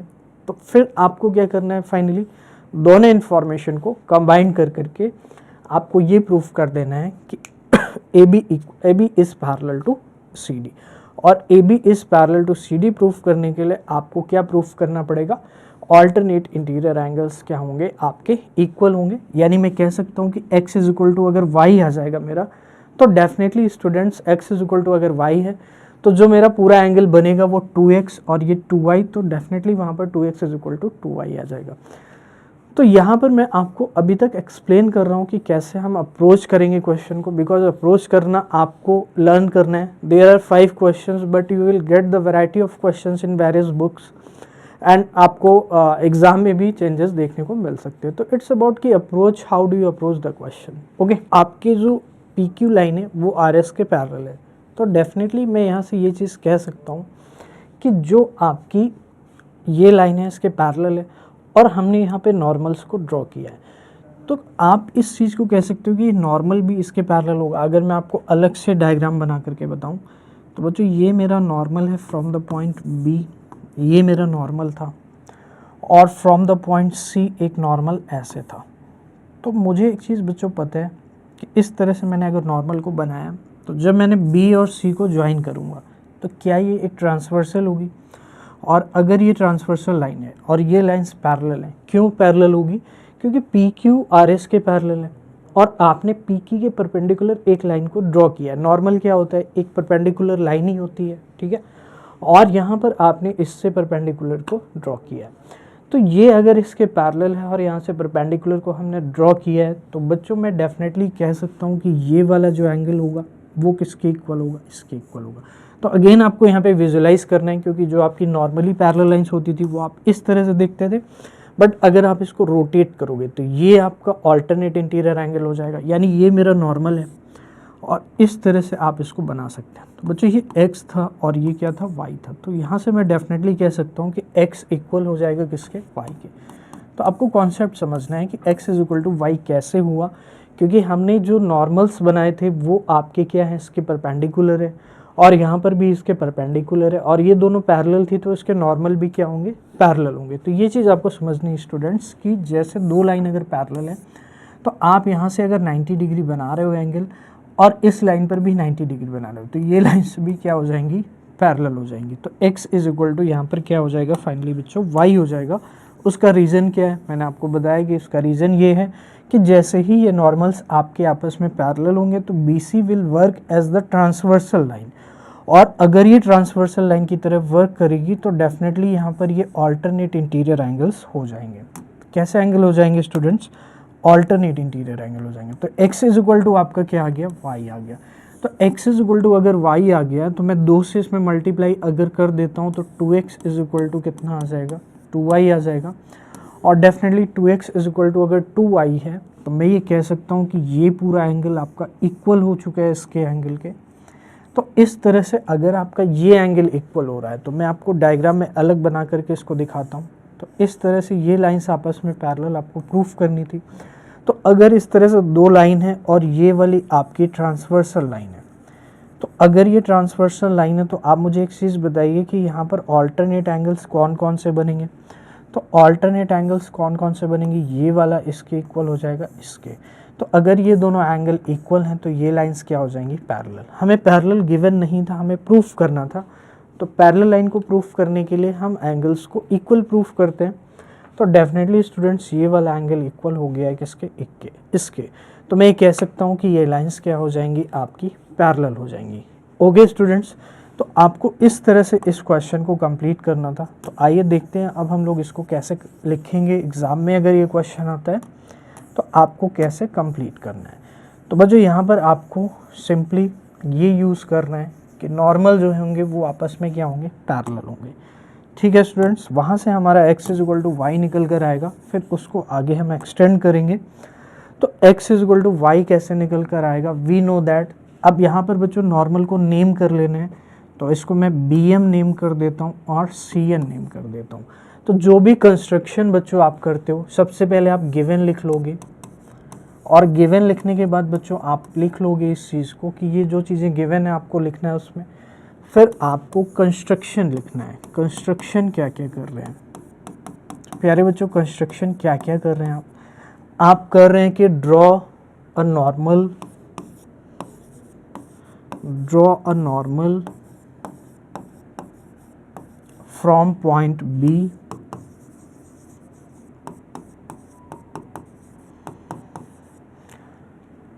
on the line on the mirror PQ, on the mirror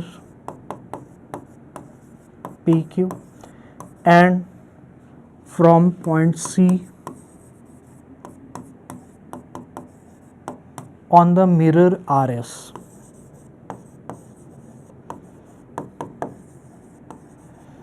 on the mirror RS। तो PQ और RS मिरर पर नॉर्मल को ड्रॉ किया है, और नॉर्मल्स के नेम क्या है आपका फ्रॉम द पॉइंट, हाँ ऑन द पॉइंट, तो बच्चों इसको CN हम कर लेंगे, from the point on the mirror RS। ठीक है, तो ड्रॉ नॉर्मल। अब नॉर्मल का जो नेम है वो भी आप मेंशन कर सकते हैं, normal will be BM and CN। Normal क्या होंगे, BM और CN होंगे। ठीक है, तो since the normals make 90 degree angle, तो अगर ये 90 डिग्री एंगल बना रहे हैं तो ये आपस में क्या हो जाएंगे, आपके पैरेलल हो रहे हैं। तो यहाँ पे आपको क्या लिखना है, so both the normals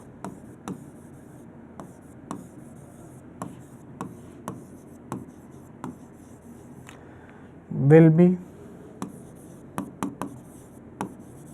parallel to each other, parallel to each other। तो each other ये क्या हो जाएंगे, पैरेलल हो जाएंगे। तो अगर ये पैरेलल हो जाएंगे तो we can say BC will be transversal line and hence BC will be a transversal।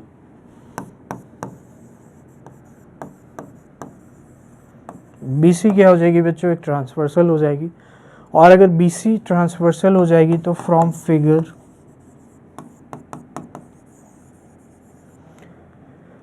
x is equal to क्या हो जाएगा, y।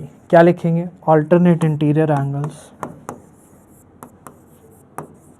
Alternate interior angles. तो बच्चों ऑल्टरनेट इंटीरियर एंगल्स आपके हो जाएंगे। तो जब ऑल्टरनेट इंटीरियर एंगल हो जाएंगे तो x is equal to y हो गया, तो 2x is equal to 2y हो जाएगा। Now consider the line AB and CD sorry, AB and CD। तो AB एंड CD को कंसीडर करेंगे। The angle ABC is equal to BCD, ये आपको कंप्लीट करना है। तो आइए देखते हैं। तो x is equal to y finally आपको मिल चुका है। तो बच्चों इसमें कुछ कैलकुलेशन नहीं है, सिर्फ और सिर्फ क्या करना है, क्वेश्चन को आपको लाइन बाय लाइन सॉल्यूशन इसका देना है।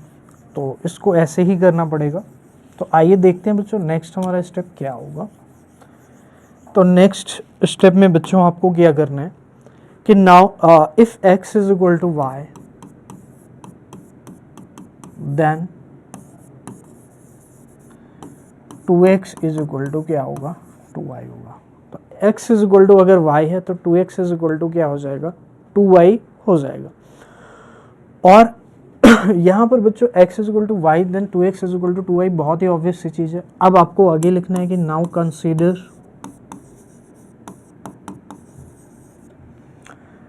द लाइन्स, द रेज आप यूज कर सकते हैं,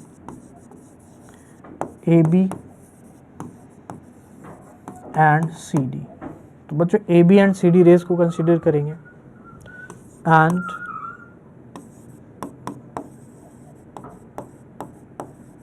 ट्रांसवर्सल BC। तो ट्रांसवर्सल BC मैं यहाँ पे बोल रहा हूँ, लेकिन अभी ये कंफर्म नहीं है कि ABCD के पैरेलल है। क्यों? क्योंकि अभी तो हमें ABCD को प्रूफ करना है पैरेलल। तो बच्चों एक लाइन जो होगी वो आपकी, इसको क्या बोलूँगा मैं, ट्रांसवर्सल बोलूँगा। क्यों? क्योंकि जब आप ये ट्रांसवर्सल होगी तभी आप इस एंगल को इसके इक्वल प्रूफ करेंगे। तो बच्चों नाउ ये आपकी ट्रांसवर्सल हो गई। Angle ABC is equal to कितना है, 2x है, और एंगल BCD वो कितना है बच्चों, 2y है। बट वी नो कि angle ABC equals to BCD। क्यों?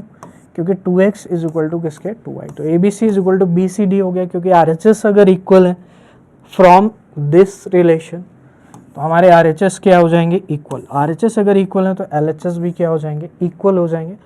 और LHS अगर इक्वल हो गए तो hence we can say that AB will be parallel to CD। तो बच्चों sorry, PQ will be parallel to RS। हमें यही proof that sorry AB is parallel to CD। तो AB is parallel to CD हमें यही proof करना था, क्योंकि PQ RS तो आपको ऑलरेडी गिवन है।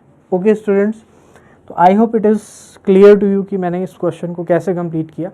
तो बच्चों ये आपकी 6.2 एक्सरसाइज थी, जिसके हमने ऑल क्वेश्चंस को कंप्लीट कर लिया है।